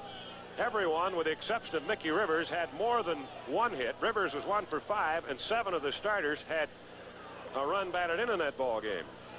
They pounded out 18 hits. I like to see our ball club doing this against Baltimore because you get respect. A ball low away, just missing. 1-1 to count to Fisk. Then their pitching staff, instead of just throwing the ball over and making it move, they now become worried about how these guys are hitting. They try to pitch a certain spot. They say, well, how do you pitch this guy? 6 of the 7 in this inning are earned. 9 of the 10 for the ball game. Low and away. I can't get over Bernazard's home runs. They're like bullets. The one he hit left-handed, went up against the facade and right the other day. Now this one he hits in the lower deck right-handed. Well, they closed the line on Martinez. He gave up 4 earned runs out of a total of 5 without retiring a batter. There's a strike. 2-2 to Carlton Fisk. 2 out. Bernazard on at first. 7 runs in here in the home half of the fourth. And we got another full game to go after this one. He's had a 12 ERA. Now it must be 108. Oh. Ed Farmer can relax. Yeah, you got somebody. Farmer threw well the last time out. 2-2 pitch. Fisk takes outside. Full count. Carlton, the 11th man to bat in this inning. Boy, the Baltimore pitching staff throwing more breaking balls than I've ever seen them throw before. They usually just hum at you. Well, McGregor would be the lone exception. He has always been an off-speed breaking ball pitcher who has survived on his guile and his control, but he did not have either today. Well, lack of work for him. Foul. Fisk missing a double by about 1.5 feet. I want to tell you that boy down there, that ball boy, got hit right in the shins and never even shook it. You didn't hit that ball very hard, Fisky. Yeah, he had the glove on, but he forgot. Now he's dragging it. Big leaguer all the way. Oh, boy. Look at him rubbing it now. He sat down. He doesn't think anybody can see him. Boy, it's cold. That thing really hurt. Bouncing ball. That's going to be into center field for a hit. Bernazard, who was on the move, goes to third, and the Sox keep it going. Runners at first and third, and that's 2 hits for Fisk today. As they had Belanger way over in the hole at short. Once he bounced that one past the mound and had clear sailing into center field. On his error, in the same inning, Belanger was over quite a bit more and had to go to his right. That time he guarded the hole and didn't come up with it. Here you see it now. He didn't hit it very hard, but it finds the hole. And Bernazard goes all the way to third because he was going on the count of 3-2. The Sox, who came in today with a top batting average for a team in the league at .295, also leading in slugging percentage and total bases, setting their season's highs here. There's a pitch, a strike to Lazinski. They have already come up with 15 hits and 10 runs, both single game highs this year. So they'll pad to their lead in team statistics, at least in the first ball game of this doubleheader. Outside with an off-speed breaking ball, 1-1. I would like to see Lazinski rip one, not because we need it right now, because he needs it. Yeah. He's got to go to right field, though. He's just seeming like he's jerking that hit out of there. Over anxious. He doesn't know the pitchers. Seems to be feeling his way around. There's the ball high, 2-1. If he throws that ball up there about the middle of the plate, he'll feel it up in the upper deck. Lazinski, the 12th batter in this inning. He walked the first time in this inning. He has struck out, walked twice, and scored a run.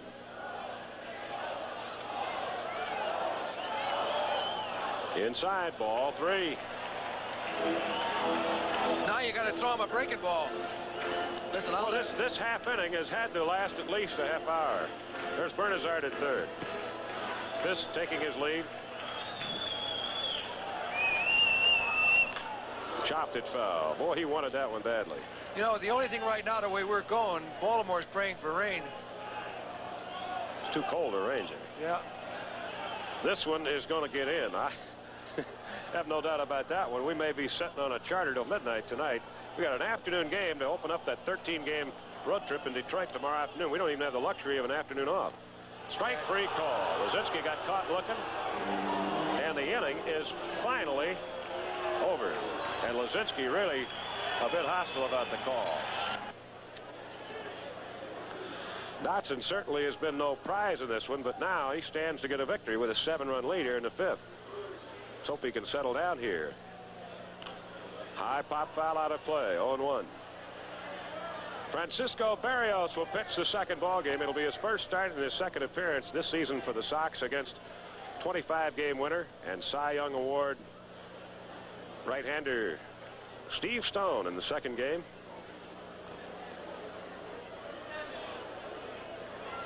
Our next Sox telecast will be Monday night beginning at 6:30 from Baltimore. Same two ball clubs. Low and inside the ball. 1-1 the count to Lowenstein. He'll be followed by Singleton and Crowley, the middle of the Baltimore lineup here in the top of the 5th. The Sox will play 13 road games in the next 14 days. Low, ball 2 and strike 1. We'll open up with a 3-game weekend series tomorrow afternoon in Detroit. And then WGN TV9 will be with us Monday, Tuesday, and Wednesday nights in Baltimore. Then we'll move on for Thursday night and Friday night games. It'll be televised from Cleveland. 2 of the 4 on the weekend series from Cleveland. There's a drive down the right field line, hooking foul. 2-2 the count. Then the Sox will travel to Arlington, Texas to wrap up the road trip with 3 against the Texas Rangers before returning home on Friday night, the 8th of May, for the Kansas City Royals. And don't forget our Mother's Day fireworks display here that night. George Brett, Kansas City, and fireworks 2. Friday night, May 8th, the Sox next home game.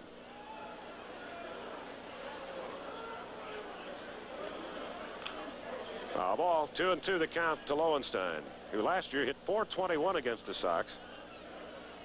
He hit .311 against the league.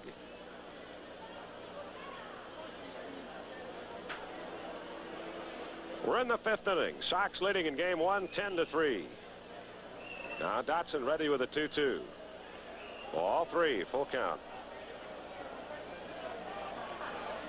I would not expect Rich to go much past the 5th inning, maybe the 6th at the most, the number of pitches he's thrown. And he had a very easy 1-2-3 7-pitch first inning.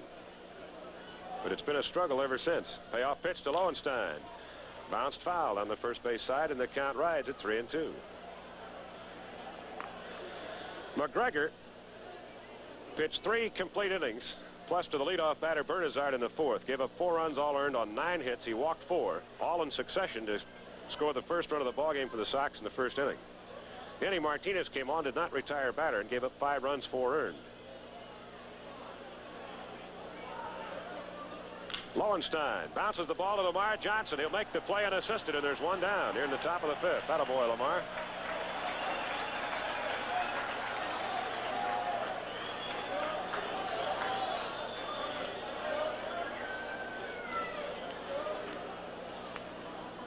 Richard Dotson, 22-year-old right-hander from Cincinnati, trying for his 15th big league victory today. Here's Kenny Singleton, who took him deep on a 3-2 pitch to tie the ball game in the second inning. A 420-plus foot home run over that new shortened center field barrier. Singleton's second of the year, and then he got a little squib hit in the hole to drive in a run in the 3rd. So he's 2 for 2 with 2 runs batted in. Strike, good pitch.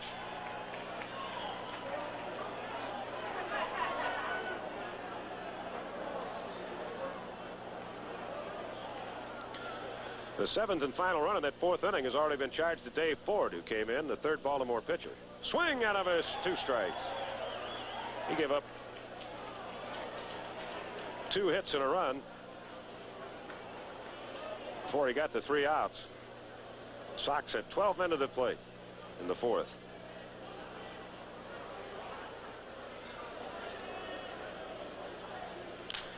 Fly ball, deep center field.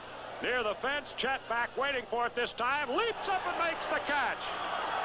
Or is it gone? It is gone. I thought he had it. That's the second center field fence home run for Singleton today, his third of the year. And the opposition now leads the Sox 4-0 in that new shortened center field fence. Chet timed his leap perfectly. I thought he had it in the webbing, and it just cleared his glove. That makes it 10-4, and Singleton is 3 for 3. Now let's take another look at that. Next time I'll watch the monitor a little more closely. Chet right back to the fence. He was waiting for it. Well, you can't really see it, although you can see the ball coming down just over the top of his glove. Just cleared it that time. The first one was a good 20 feet over that fence. Here's another look. Oh, yeah, bang. Saw him slam the wall. That's when I realized the ball was gone. He would have had that one had it not been for the new fence. So now it's 10-4. Dotson's given up 3 round trippers this year. 2 center field drives by Singleton. Here's Crowley, who struck out and fly to left. Swinging, strike 1.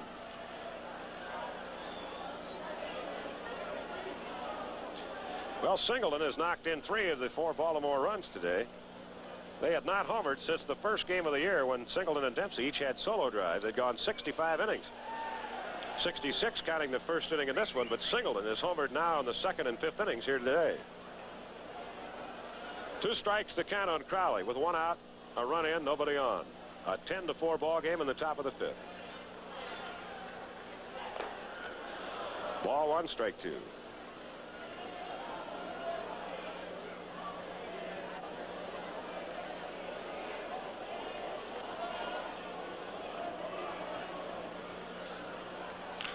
Ground ball right at Bernazard at second. Tony gobbles it up, 2 out.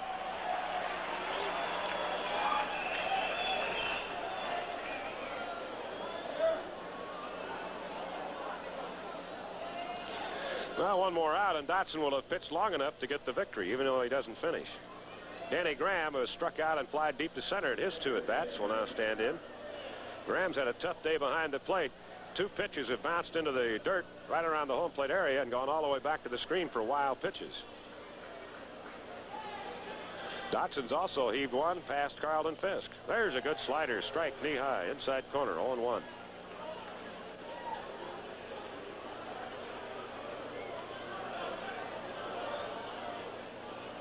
Singleton has 3 of the 5 hits off Dotson. Inside a ball, 1-1.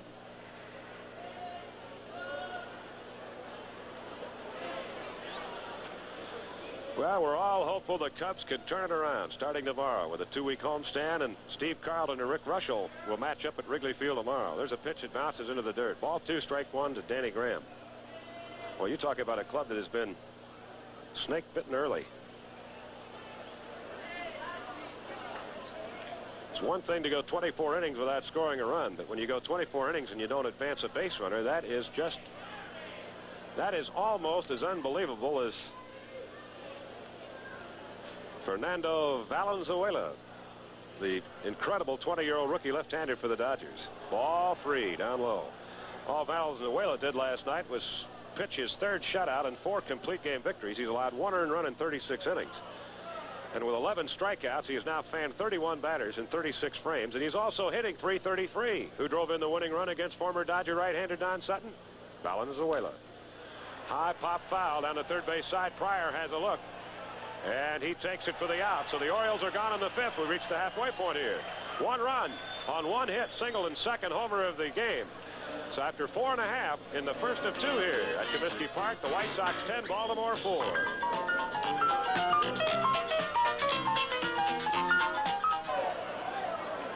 Bring your coat and maybe a blanket and a thermos full of hot coffee and see the 2nd game. There's a drive hit deep to left center field. It's in the gap. Bumbry, a long run, and he makes the catch. Bumbry literally outran that ball.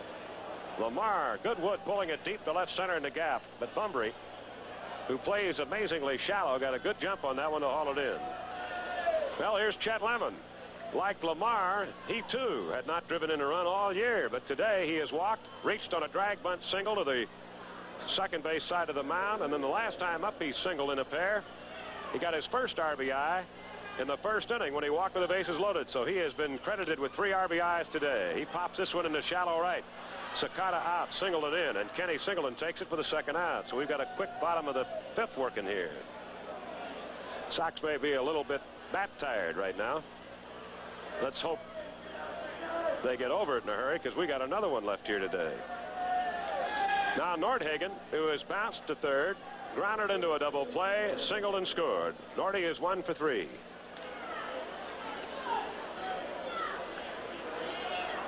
Boy, you gotta love it. There's Sox caps on. How's that for a play on words? That's certainly the uniform of the day here.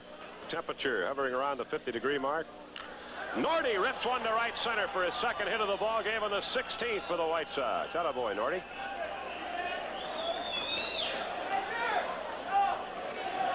Hit number 3 off Ford.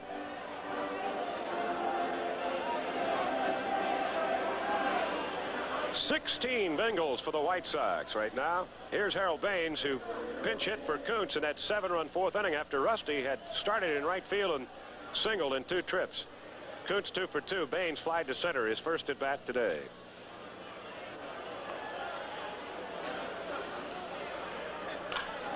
Base hit down the left field line. Fair ball. DeCinces didn't even move on it. They're going to wave Nordhagen in. Going to third is Baines. The relay not in time. A triple, and the Sox have added another run. It is now 11-4 here in the bottom of the 5th inning. That ball was about a foot inside the bag and blistered down the left field line. Here's another look. Going with a pitch. He sliced that one all the way to the left field corner. The first triple of the year for Baines, and Harold's 3rd run batted into the season. 17 hits for the White Sox. That's the 2nd run off Ford.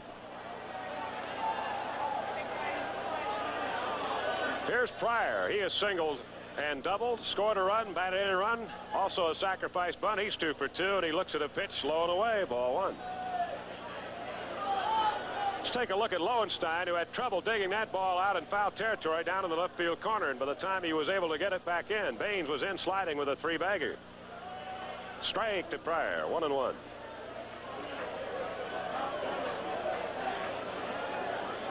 Well, checking the lineup card now, everybody but Luzinski, including Baines, who came in to replace Kuntz, has hit safely in this ball game for the White Sox.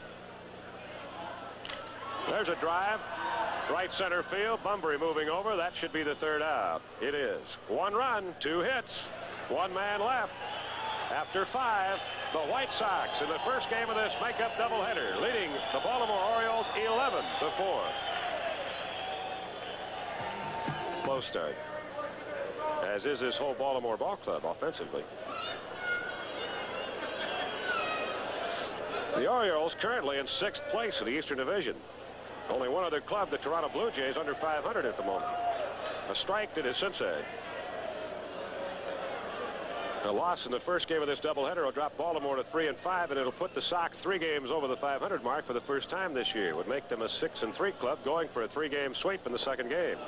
DeCinces almost stepped into that pitch. It was a bit inside. 1 ball, 1 strike to count.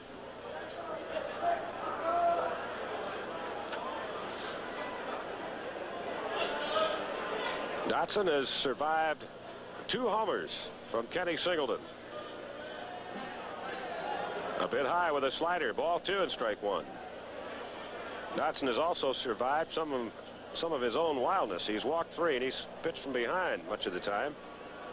But he has a 7-run lead. Those are the fortunes of baseball sometimes. High pop foul on the first base side.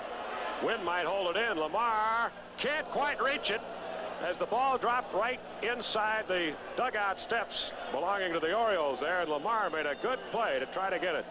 Caught himself then as he stepped off that top step. So DeCinces is still alive with a ball 2, strike 2 count. Here's another look at Lamar's vain attempt to try to catch that ball. So it landed in the Baltimore dugout, and you're not going to get any helping hands over there right now.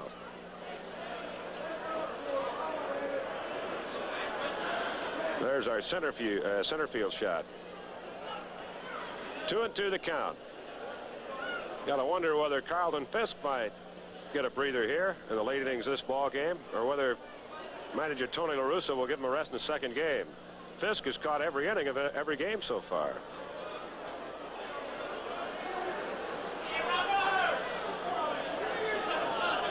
Believe it or not, it's not the biggest lead the White Sox have owned this year. They had a 9-1 lead against the Brewers here in the first home game of the year. They wound up winning it 9-3. They've had 2 7-run leads in this one, 10-3 and now 11-4.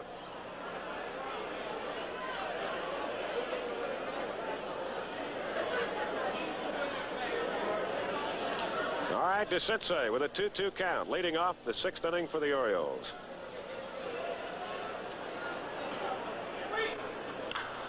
Deep drive, but it's going to hook foul down the left field side into the lower deck.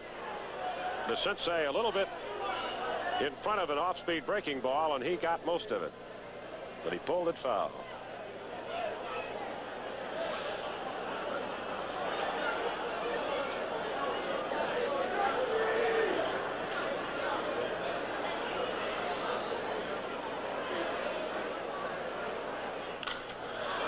Fly right field. Baines coming in. Bernazard going out, but it's Harrell's ball. Now he has to backpedal, and he one-hands it over his head as the wind almost carried it over his head. Well, every fly ball's been an adventure today. Here's a look now from our center field camera. Baines backpedaling at the last instant. Whoa, that boarding house reach saved him there. Tell you how much of a fooler that was. Bernazard went out after that ball. So there's one out. Here's Sakata. Lenny has fouled out to Lamar at first, reached on Bernazard's error after Allman robbed him of a hit up the middle, making a great diving stop behind the bag at second, and Bernazard just took his eye off the flip throw while Allman was lying prone on the dirt. A ball outside, ball one. Each club has one error in this game. Belanger, second error in the series, and he has had trouble on about 3 different plays today. Ball 2, low and away.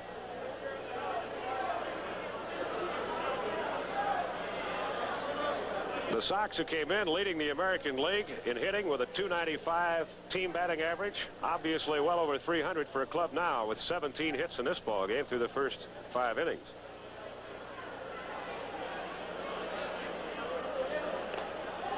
Ball 3.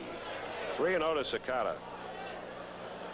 Among the extra base hits for the Sox today, double by Lamar, double by Greg Pryor, triple by Harold Baines, and a home run by Tony Bernazard, his second of the year, and the 9th for the Sox. There's a strike, 3-1. So right now the Sox collectively have doubled 11 times, they've tripled 3 times, and they've hit 9 home runs. They lead the American League in total bases and slugging percentage for a ball club. 3-1. The pitch to Sakata. Ball 4, he walked him, and that is the 4th walk issued by Dotson.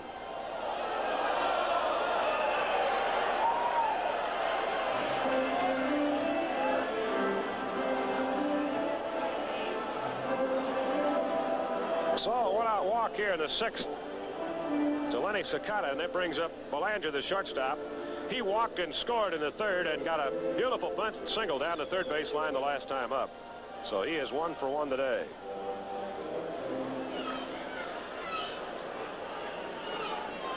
Mark Belanger, the Blade, 6'3", about 172.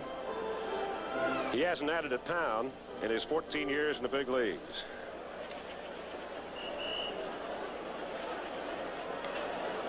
He would have been a shoo-in for the Hall of Fame if he'd have hit 250. Strike call. His lifetime batting mark is 229, and there have been a couple of years when he failed to hit 200. Kevin Hickey up and throwing again in the Sox bullpen. It's about the 3rd time for the young left-hander from Chicago. High fastball, 1-1 to Belanger.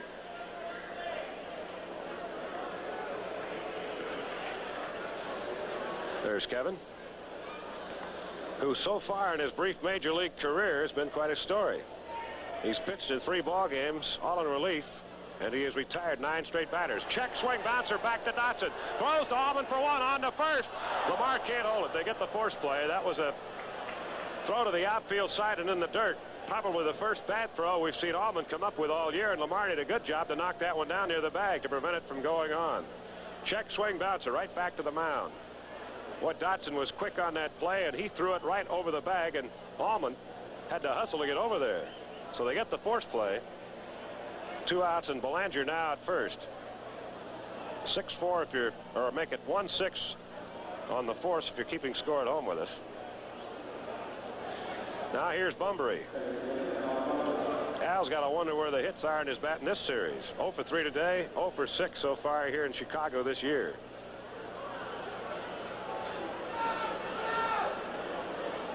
The lights have been on all day here.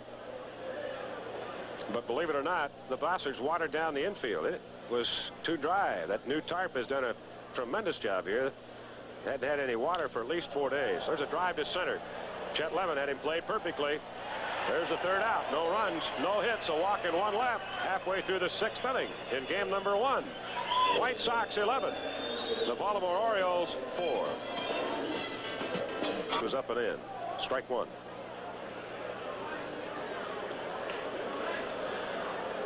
Well, we guessed right. Mark Hill is loosening up now, and he'll probably go in to catch the 7th inning for Carlton Fisk, who has caught every inning of every game so far this year. Fly ball down the right field line. That's trouble for the Orioles if it's fair, and it is. It bounces into the corner. It's still in play. It's off the fence. Keep going, Billy. He'll go to 3rd on a triple. The ball did not bounce over that railing, as it often does. Belanger's out there arguing. Nobody was down there to touch it. The ball was in play. Allman hesitated, rounding 2nd, and went on to 3rd. That's got to be a triple. It did not go out of play. Weaver is out there to argue with the first base umpire, Ted Hendry. It hit the top of the railing and bounced back in. It did not hit the seat. It hit the top of the railing, so it was still in play. And Billy Allman has his first triple in a Sox uniform and his 4th hit of this ball game. Come on, Earl, sit down. That ball hit right on top of the railing. Here's another look at it. You will not be able to see the angle that we had from our other camera. But that ball was in play. It did not go over the railing. It hit on top of the railing. Now they're walking out there to check with Kenny Singleton. Allman is standing at 3rd base, and it's gonna hold. Let's take another look at that. Now watch carefully to see where that ball lands. If it hits a seat and bounces back out, then it's a ground rule double. Now it takes that first big hop, goes high in the air, and lands squarely on the railing and bounces back in. It was in play all the way. And had Allman not hesitated, rounding 2nd, they might have waved him in and a chance for an inside the park home run. 18 hits for the White Sox, a leadoff triple by Allman. Here in the bottom of the 6th inning, and the Sox now try to keep their string of innings scored alive. They got a run in the bottom of the 9th inning in the last game to beat Baltimore. There's a strike to Bernazard. Tony has the game's only home run for the White Sox, and that's his only hit. He's popped to 1st, popped to 3rd, and bounced into a 2nd to short force to go with his home run into the lower deck in left. Bouncer to the right side. Dwyer makes the play, and he's late at first base. He's safe. The runner held at 3rd. Ford was late getting over to cover, and they'll give Bernazard an infield hit, the 19th of the ball game of the White Sox. Now runners at 1st and 3rd and nobody out. Well, if you're Baltimore, the only thing you can do is hope to get this one over as quickly as possible before somebody gets hurt, and then try to get a split in the 2nd game. It's one of those games. Carlton Fisk, of course, will bat for himself. Ford late getting over there, tried to tag Bernazard. Tony gets credit for an infield hit. We've had a handful of those today. So Bernazard now with 2 hits, 4 in the first game and 2 today. He's got 6 hits so far in the 2-game series and 14 hits now for the year. Here's Carlton Fisk. He has got a bunt single, a single up the middle. He's reached on an error and walked. He scored twice, so he's 2 for 3. 19 base hits for the White Sox. They have runners at 1st and 3rd, nobody out. We're only in the 6th inning, folks. Let's hope we don't need a few of these in the 2nd game. There's a drive to left field. That's in there for a hit.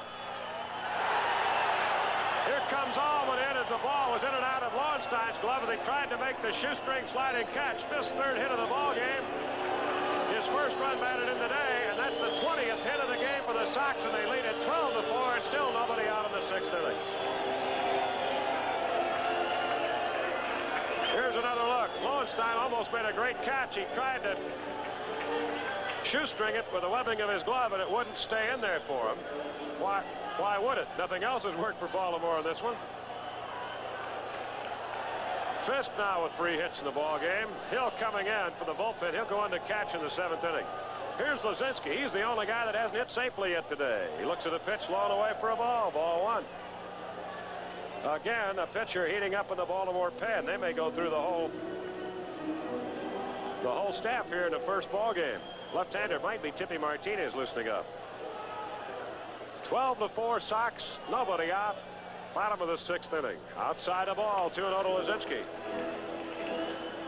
There's Bernazard, who reached on the infield hit when Ford failed to cover at first. And there's Carlin Fisk, who just knocked in his 13th run of the year. 2nd in the league.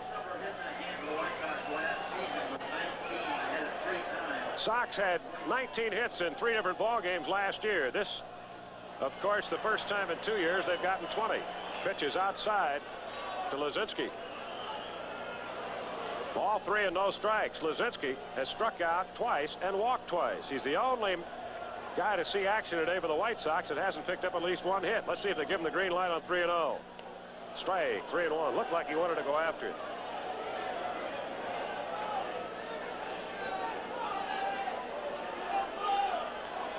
A rough beginning for the Baltimore Orioles this year. Don't worry. They'll win their share and then some before this season's over. Of course, their major concern above and beyond this particular ball game, which is out of hand, is the health of Eddie Murray, their switch-hitting first baseman, a Golden Glover, and a power hitter as well. Ball 4, Lazinski is on, and that loads the bases with nobody out. 4 straight men have reached on Ford here in the 6th inning. What a nightmare for Earl Weaver. First walk issued by Ford, and the 6th given up by Baltimore. The Sox have had 27 base runners. Right now they have a meeting on the mound. Ray Miller, the pitching coach, out talking with his battery. Tippy Martinez heating up in the pen. We've already seen Denny, no relation. Denny didn't retire a batter.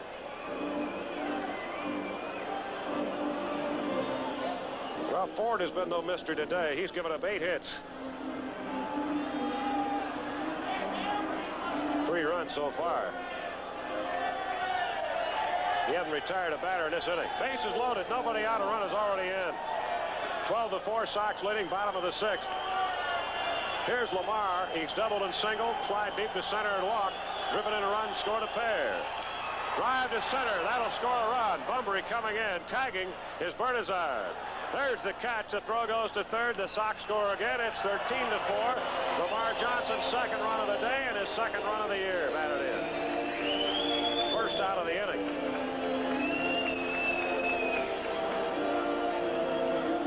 The green grass of home, I guess. Sox enjoy this road trip. There's the catch by Bunbury. Bernazard tagging and scoring after the catch. 4 runs now off Ford, 2 in this inning.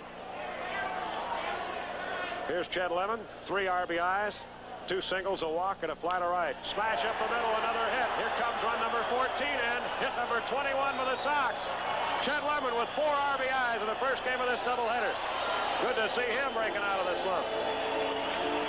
Hit number 21. And they just keep piling it on.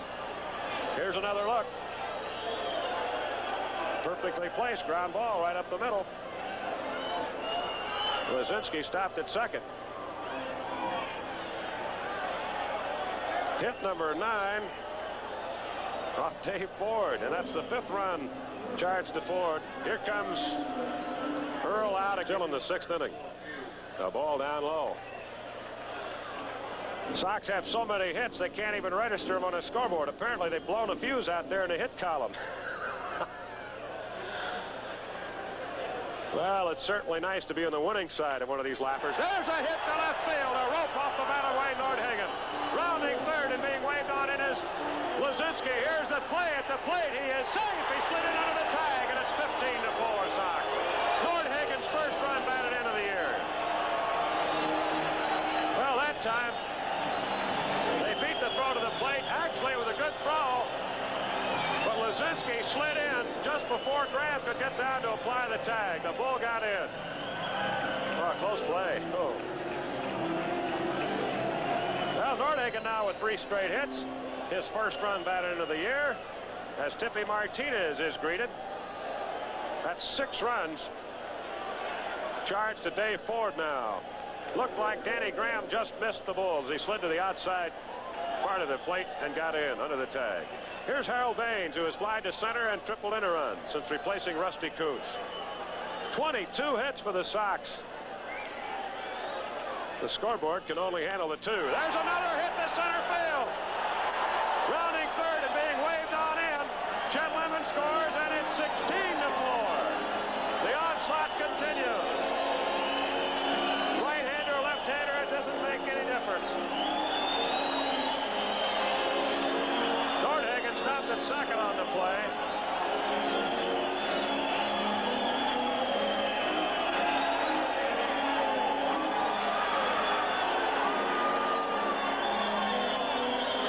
A 5-run 6th inning here. This is getting to be embarrassing.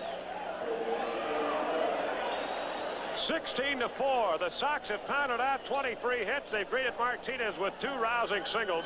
That closes the book on Dave Ford. He gave up 7 runs, all earned in 2 1/3. There's a pitch that gets away from Graham. The runners will move up to second and third. That's a 3rd wild pitch for the Orioles.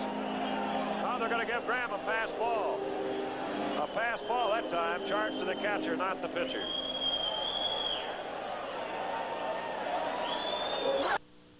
Hit now would drive in 2 more, and the Sox would match their 7-run total in the 4th.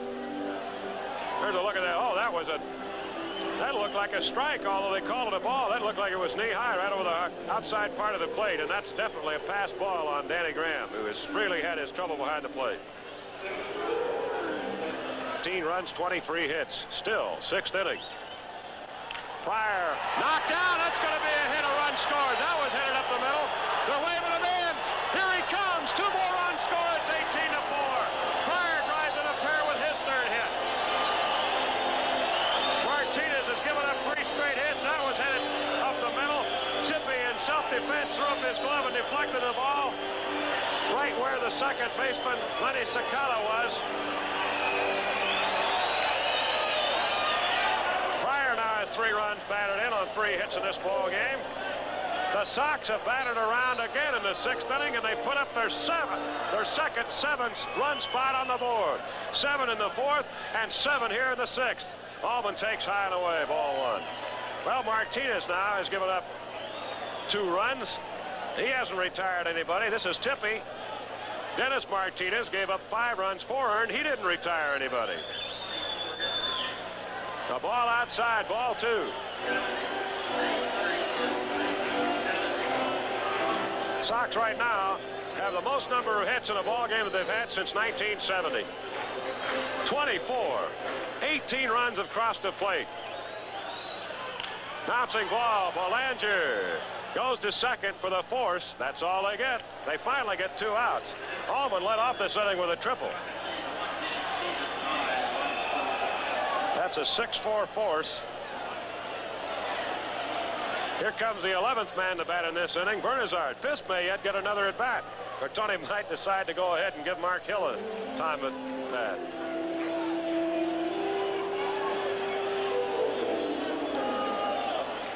Well, in my 3 innings on TV today, the Sox have scored 15 runs. Bernazard hits a high fly to right. Singleton chasing it, it bounces into their lower deck.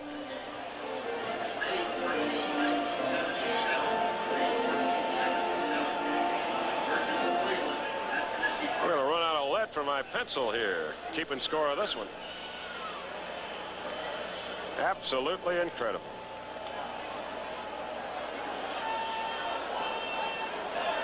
You don't think the White Sox have a new look for 1981? Bernazard takes the ball, 1-1. Well, the only thing that tempers this great moment, actually nothing does, but we got to play these guys again today. Let's hope we've still got a few hits left. There's a strike, 1-2 to Bernazard. It's only the 11th man to bat in this inning. The Sox sent 12 men to the plate when they scored their first 7-run inning of the game in the 4th. They've scored it every inning. Martinez delivers a one-hopper off his glove, bouncing to the shortstop. Belanger hustles to throw to first. Save!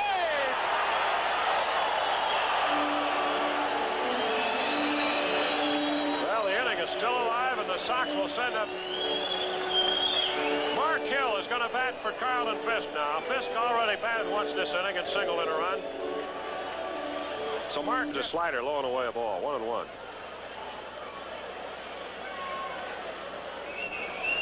Let's take a look at Bill Allman at second.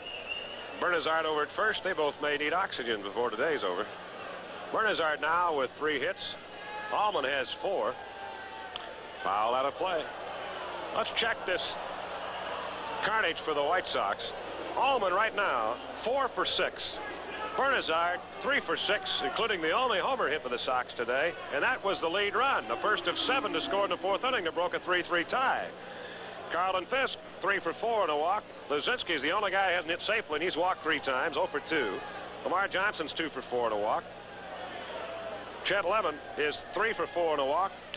Bouncing ball to Belanger at short. This should retire the side. It does. And for the second time in the first game of this doubleheader, the Sox send 12 men to the plate, and they get a standing ovation for the crowd here at Comiskey Park. 7 more runs score on the second 7-run inning of the game. 1, 2, 3, 4, 5, 6. Cy Young Award winner will pitch the second game for Baltimore against Francisco Barrios for the White Sox. You know, Harry, Baines and Kuntz have combined for 4 hits. Yeah. Here's the pitch. Swung. Foul tip. The only man who hasn't hit safely has been Luzinski, and he has walked 3 different times. Boy, 5 guys have gotten 3 hits. 1 has gotten 4. 25 hits. We used to go 2 weeks without getting 25 hits. Boy, how about 18 runs? Last year we had trouble motivating any runs. But I said, Harry, we had a lineup today against that left-hander McGregor. Of course, he didn't have too much, but still, he didn't pitch well. Lee Stern, whose soccer club, the Sting, play here at Comiskey Park Saturday afternoon. Watching the game. Here's a fastball low. 2 strikes on the ball. We're in the top of the 7th. Harry, look who comes in here on May 8th and 9th and 10th. The Kansas City Rock. Here's a pitch foul. Out of play. 2 strikes on the ball. Boy, a great catch. We'll have Dwyer, Lowenstein, and Singleton coming up this inning for Baltimore. What kind of a crowd have we got? 10,000 maybe? Maybe that many. 2 strikes on the ball. The delivery. Swung and lined in the right for a hit. Baines plays it on 1 half. One changeup too many, he said. He got him. He just waited and ripped it into right field. Dwyer singles to right. Here's Lowenstein. He's 1 out of 3. Lamp is ready to come in. I don't know how much maybe they wanted to pitch 1 more inning and to let him work. He has been very effective for us. The White Sox open a series and a road trip in Detroit tomorrow. The game will not be on television. The Cubs game will be tomorrow. They play at Wrigley Field against the Phillies. Remember, Channel 9, the nation's #1 sports station, brings you both the Cubs and the White Sox on TV. Lowenstein had a cut. A ball and a strike. A laugher here today, 18-4. Another game to go, though. A beauty in there for a strike called. 2 strikes and a ball.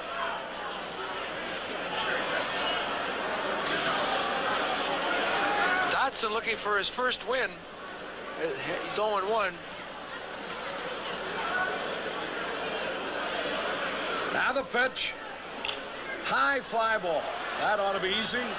Well, the wind's holding it up, and it may drop. And it does. A base hit for Lowenstein. Boy, the wind. Tell you one thing, Harry, when that wind's blowing straight in and you play awful deep 380, you're never going to catch. This is a little pop fly that should have been caught. Watch it. It's hit way up in the air. Lemon playing so deep, just can't get to it. Boy, that started out like an easy routine out. That's a routine fly ball. But the wind is blowing in very strongly. And now here's Singleton, who's hit 2 homers today. Also had a base hit driving in a run. He's driven in 3 of their 4 runs and scored the other one. 25 hits for the White Sox.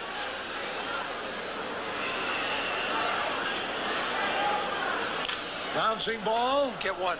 Squires will take the sure out. The other runners advance. Harry, with the score 18-4, you play outs. One away. Here's Terry Crowley. Crowley, a left-hand batter. He's 0 for 3 today. You know, Harry, with the White Sox, with Dower out of the lineup for Baltimore along with Murray, you got to take advantage because they lose a lot. Dower, an excellent second baseman, a good hitter against us, and Murray, all that power.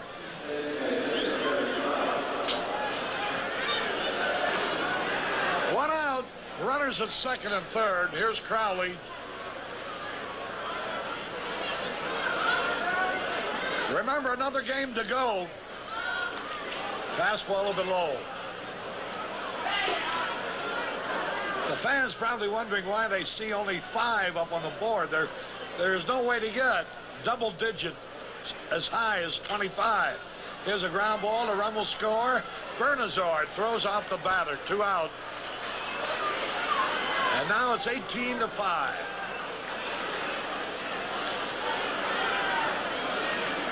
Well, here's Dan Graham.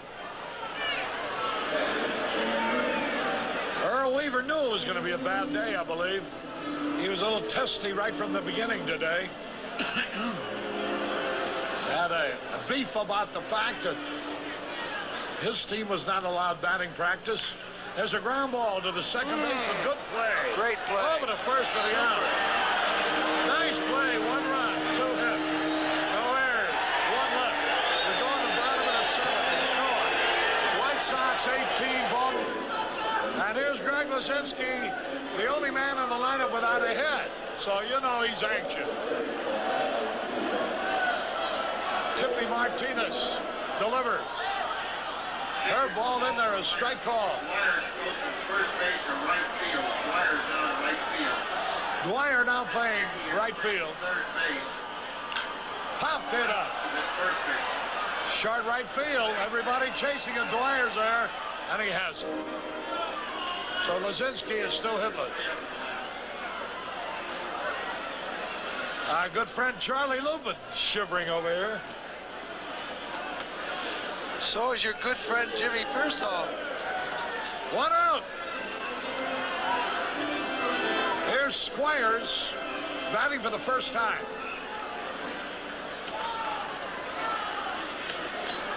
Squires is hitting an even 300. No homers, 3 RBIs. Bottom of the 7th, 18-5. In favor of the White Sox. The pitch is in there. A strike is called. Hey, Harry, Striking up. am I dreaming about that score up there, or is that the right score? That's the right score against the greatest pitching staff in baseball. That's what they say about Baltimore's pitching.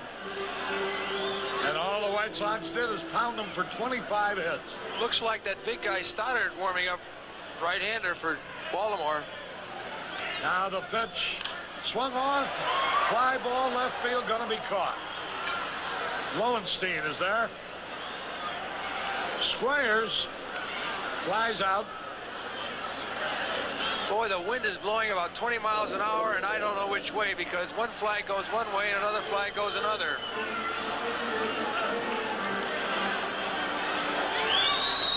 Here's Chet Lemon, who's had a great day. 3 out of 4 with 4 runs batted in.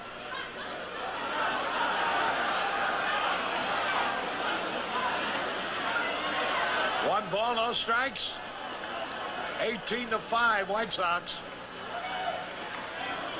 There's a breaking ball a little high. 2 balls, no strikes. Each team with an error. There's a fastball in there, a strike call. There'll be only 20 minutes between games. The second game will not be televised, but will be on radio. And WBBM. Pitch outside. Ball 3. 3 balls and a strike on Lemon. Swings and he fouls it out of play. Lemon with 3 out of 4 today. And 4 runs batted in. Those were his first RBIs of the season.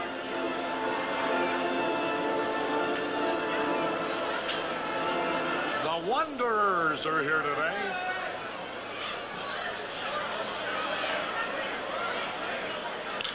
There's another hit for Lemon. Lemon singles to center. And he's on there. Come on, let's make it 30. That's the 26th hit. The most ever made by the White Sox is 29. In 1955. They've got 26 today.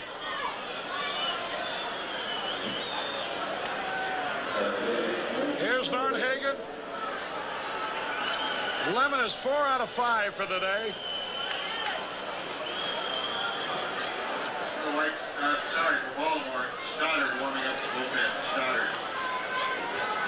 Stoddard has started to warm up for the Orioles.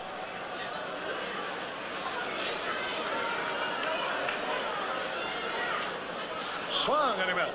I wonder if they're televising this game back to Baltimore. Yes, because that guy replaced Brooks Robinson. Brooks had to go somewhere else. Boy, how would you like to? Well, they're lucky it's a day game. See, nobody's watching in Baltimore. They're working. 1 ball, 1 strike. I'd shudder at the thought of nobody watching our game because it's in the daytime. 2 balls and a strike.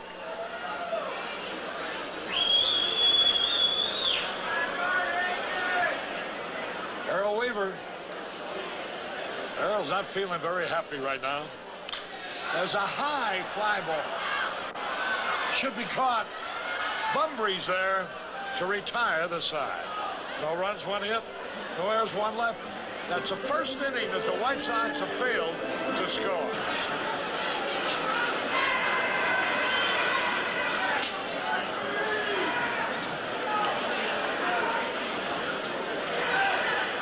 This is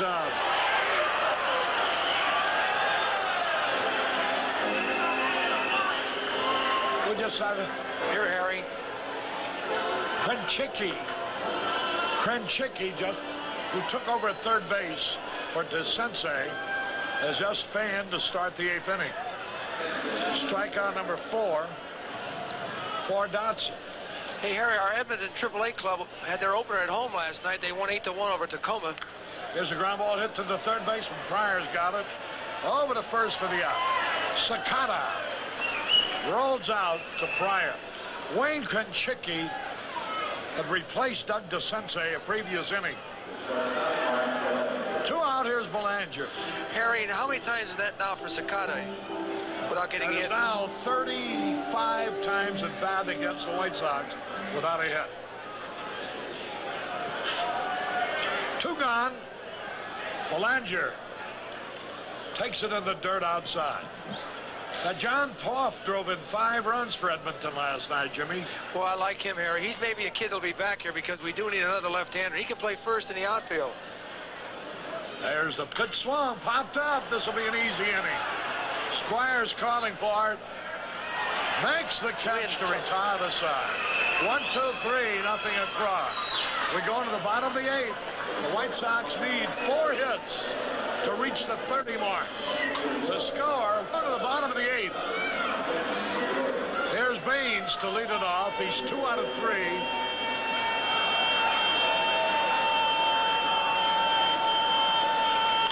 A little tap to the second baseman. Throws over there for the out. Harry, they're giving chance to Stoddard to work, ain't they, huh? He's a big guy.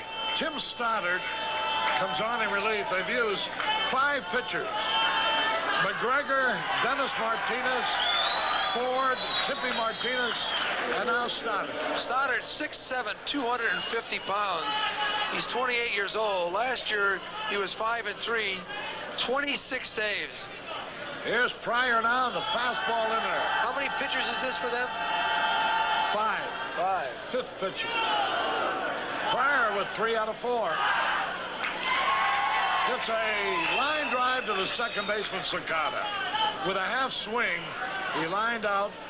That gives Pryor 3 out of 5. Tippy Martinez, 1 2/3 innings, 5 hits, 2 runs earned.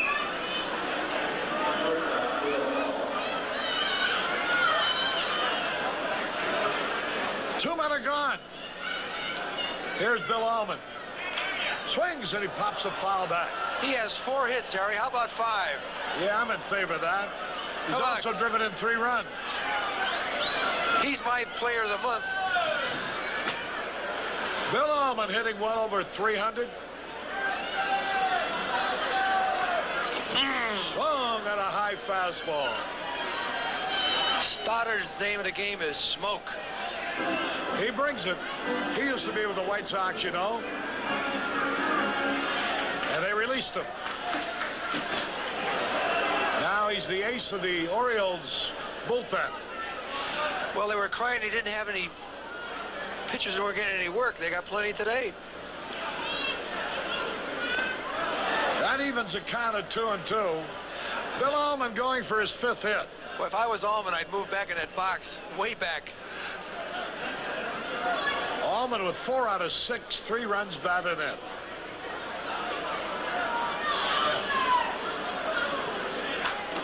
Ball 3 is hot. Boy, and he's walked quite a few times so far this year. That's what has made him so effective. Yeah, he's had 6 bases on balls, and he has scored 6 runs so far up until today. 10 hits. He's had 10 hits and 6 walks. He's got now 8 runs scored. There's a bouncing ball deep short. Belanger's got it. Throws him out to retire the side. 1, 2, 3, nothing across. At the end of 8, the White Sox 18, Baltimore 5. This is at first. Harry, if Dodson finishes this game, he'll be the first one to finish a game, won't he? That's right. First complete game. This will be his first victory. Leading it off is Al Bumbry. They're here from Bourbonnais, Illinois. There's a fly ball to right. Baines on the run. Good play.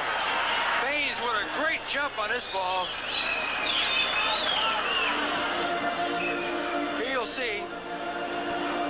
Cuts over in front of Lemon and catches it easily. 1 away, 2 more, and it's all over.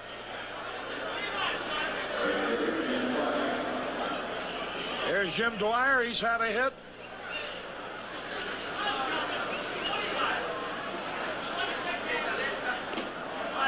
(18-5) White Sox. Harry, it's not very often we get Bumbry out 8 times in a row. He had went 0 for 3 the other night and 0 for 5 today. Ground ball. It's a fair ball. Nice stop by Squires, but his throw is not accurate. It gets by Dodson. Crowd giving Squires a great hand. Boy, watch this again. Squires now on this ball dives to his left. He smothers it, and it goes away from him about 3 or 4 steps, and he tries to go after it. Watch what he does. He crawls on his knees. Come here. Come here. Come here. Come here. Come here. Oh. If he got it near him, he would have had him. Yeah, but an accurate throw would have had him, would have been a spectacular play. Throw. Yeah, I know, a tough play. Runner at first, 1 out. Lowenstein, the hitter. The second game will match Francisco Barrios for the White Sox against the Cy Young Award winner Steve Stone for Baltimore. There's a double play ball. Pryor to Allman for 1. Sox win.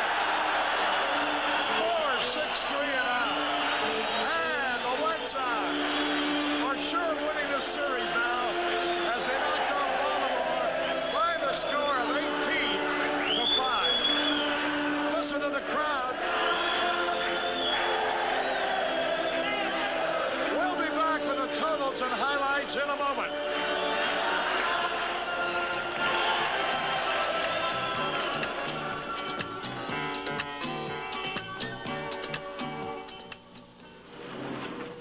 Out again? On Pepsi, Diet Pepsi, and Mountain Dew.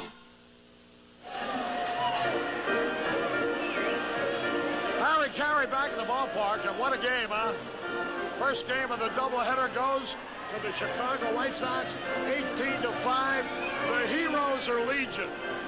Almond with 4 hits, Bernazard with 3, Fisk with 3, Johnson with 2, Lemon with 4, Nordhagen with 3, Rusty Kuntz with 2, Harold Baines, who replaced him, with 2, and Greg Pryor with 3, and Rich Dotson scores his first victory of the season, becomes the first White Sox pitcher to go the distance. The totals are 18 runs, 26 hits, 1 error for the White Sox, who flirted with baseball immortality. They were only 4 hits away from the Major League record. The winner, Dotson, he's now 1-0. For Baltimore, 5 runs, 8 hits, 1 error. The loser was Scotty McGregor. He is now 0-1. Our next televised game will be between the Chicago Cubs and the Philadelphia Phillies tomorrow. Our telecast will begin tomorrow with the leadoff man at 1:15. Our next White Sox telecast will be between the White Sox and the Seymour Orioles Monday night, April the 27th, when our telecast will begin at 6:30. Now, the final score again, the White Sox 18, Baltimore 5. This is Harry Carey with Jimmy Pearsall and Joe McConnell wishing all a very pleasant good afternoon, because we will not be televising the second game of the doubleheader. We will have our 10th inning show coming up, but first we invite you to listen to this message.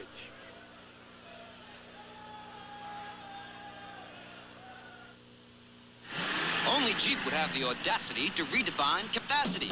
Introducing the new Jeep Scrambler. Now anything goes. You can scramble a dune, carry a tune, laugh with the moon and the stars. Scramble the market, pack it and park it. Escape from the noise in the cars. Blow your top and keep you cool. Scramble the workers, scramble the school. Fill up the tank and scramble away. With the mileage you get, you can scramble all day. New Jeep Scrambler. Now anything goes. Now every Jeep line is covered by a 10% price rollback direct from American Motors.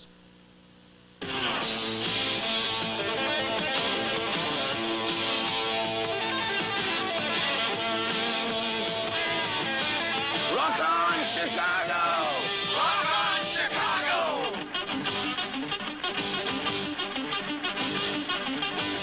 The original.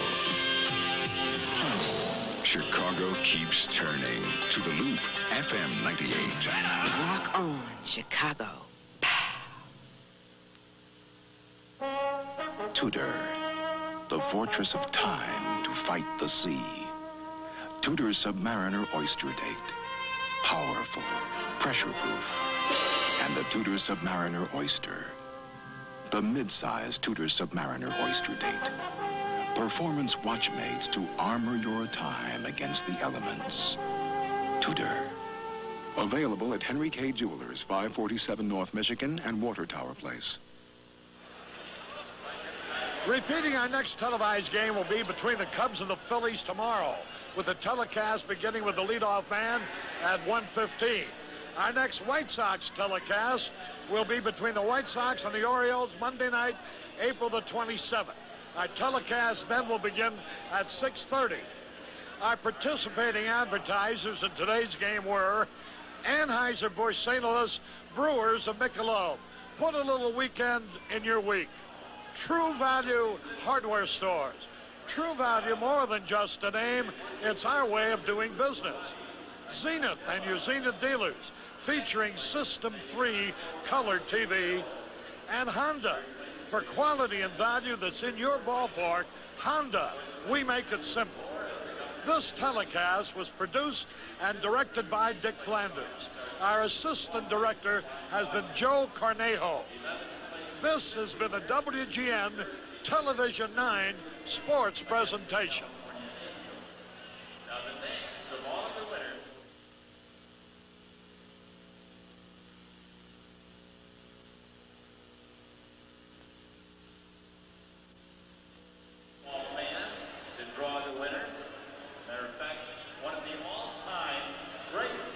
baseball player. He's going to assist us in the drawing. How about a nice hand for the White Sox and American League great Vinny Mendoza. Here's Vinny.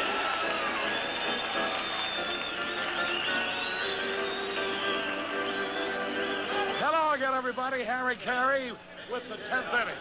And I thought it only fitting today that we present the two general partners of the Chicago White Sox, the president, Eddie Einhorn, and the chairman of the board, Jerry Reinsdorf.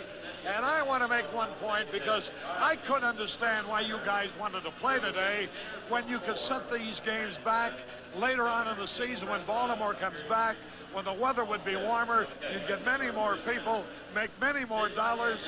Yet you played because you thought you had Baltimore weaker now than they might be then, which I think speaks well for the new ownership because you're caring more about winning than how many dollars you're making, Jerry.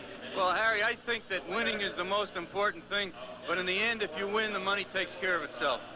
Eddie? Well, we told you we want to win, Harry, and I think we've shown it. We'll continue to show it. We not only were concerned about now, but in August when they come back, we want to be the ones ready and rested and ready to go after them because we feel we're going to be in the race then, and why not have every advantage we can get at that time? You know, Eddie, having been in television, of course, he's been familiar with some of the things that are going on, Jerry. But you, as just a successful businessman, all of a sudden finding yourself in the spotlight, I bet you that you never dreamt that baseball could be so different than business. Well, it is totally different than any normal business, but I have to admit it's every bit as much fun as I thought it was going to be. But I couldn't survive in it without Eddie Einhorn to take the heat. I thank you, that's all. I'll take the heat for this one, all right? You take the heat for the second game. You know, we got to remember, this is wonderful, and I think it shows the spirit of this club. And one of the biggest things I loved was Luzinski sliding home. That did more for him than anything, because it proved he could go on that leg, and he wasn't about to be thrown out at that plate, even if it was the 15th run. You know, I'm not worried about his hitting at all. Luzinski's going to be all right. He's just facing different pitches. Jerry and Eddie, Eddie, of course, has been around a little bit more. But, Jerry, all of a sudden now you have your friends asking you about pitchers and shortstops and hitters. You find yourself boning up on baseball a little more? Well, Harry, the only difference now is they ask for my opinion. For years, I've been giving my opinion. Nobody would listen. So now the only difference is somebody listens to me. Well, I guess you were thinking of the old days at Ebbets Field when you saw all those hits. Some great Dodger teams that never got 26 hits in one game. Oh, 26 hits, that's fantastic. And this team reminds me of the Dodgers a great deal because of the spirit and the excitement associated with it. The fans here are like the fans in Brooklyn. And to me, it's just being reborn again as if I were back in Brooklyn. You know, so much negative about the Cubs. I know maybe this, I know that what you're interested in is Chicago. Everything good in Chicago, but here's your rival across town having a tough time getting started without, I know you're not gloating at all, but it does give you an opportunity, I believe, if you have the kind of team that everybody seems to think this is going to develop into, to finally make the White Sox the team in Chicago. Well, you know what I've said time and time again, Harry. We don't compete against anybody but ourselves on our own standards. And I think Jerry and I have very high standards, so much so that we're probably going to come up with ulcers by the middle of the season. We don't like to lose, but we're measuring our own performance day by day. We wish Bill Wrigley and the Cubs, I just hope they go on a 9-game winning streak, because we know what it feels like. It could happen to us, and it's a shame. We hope they do well. It won't hurt us, and it won't help us if they don't do well. But we can only help ourselves by doing the job ourselves. That's what we're out to do. And while we love this game, we've got to face the Cy Young Award winner in the second game, and that's what we worry about right now. Right now, this team could fly to Detroit without a plane. But unfortunately, we've got to face this fella, Steve Stone, and then Jack Morris tomorrow. That's what the game is all about. I think the people are underestimating the strength of this American League, don't you? Oh, there's no question about that. Jerry, it's got to make you feel good, though, that getting away to a great start like this and walking the street or going to a restaurant, the enthusiasm of the fans for your ball club? Oh, it's fantastic. Eddie and I walk through the stands, and people are thanking us for the ball club. And it is exciting. And however, the only thing that'll really be exciting is if we can be playing in October. You know, if you want any knowledge about baseball, I see a guy in the next booth. Just ask Charlie Lubin. He'll be happy to tell you. Charlie Lubin never hesitates to give me advice and venture a few opinions. He's been a great help in this whole thing, and he counseled with me all the way through while we were trying to buy the ball club, and during the periods when it looked like, you know, we might not get it. Charlie was really a tower of strength. What else can you do for this ball club before the June 15th trading deadline that can make it even stronger? And I think you might be strong enough now. Well, Harry, I just want the fans to know this. We've sold credibility, and I think the town needed that more than anything. It's not promises, it's going and doing it, and we've shown that we're going to do it. Now, we can't hit, we can't pitch, but we've shown that we'll do everything we can to put the best team on the field we can. I'm going on this road trip now. I'm sitting with Roland every day, as is Jerry. We meet at least every other day on what we can do for the club, what's available. We're active in it. We use Roland's advice. We use Tony's advice. We want to know. Now, we rebuilt this club without giving away our assets. It's not so easy anymore. They're wise to us. And it's not going to be easy to get the kind of fellas we need now, but we're still after there, and we know we have a few defensive weaknesses. We know we have an imbalance now in the last about few players on the roster, and we're out to do it. Eddie Einhorn and Jerry Reinsdorf, thanks so much for taking time to be with us. I know the fans enjoyed seeing and hearing from you, and I know that they join us up here in hoping that this will be a great, successful season in your debut in baseball. Well, thank you, Harry. And I saw those ratings for that game on Tuesday night. We reached as high as a 15 rating, which means the fans of Chicago want to see it, too. And we're tickled to death that they love it. Thank you very much. Thank you, Harry. Pleasure to be here. I got you in baseball, now you get me in real estate. All right, we'll give it a try. You've heard from Jerry Reinsdorf as chairman of the board, Eddie Einhorn, president of the Chicago White Sox. That does it for 10th inning. Now this is Harry Carey. The second game will not be on television. Will be on radio only. We'll see you at our next telecast. I already mentioned the date. Hope you enjoyed this one. So long, everybody.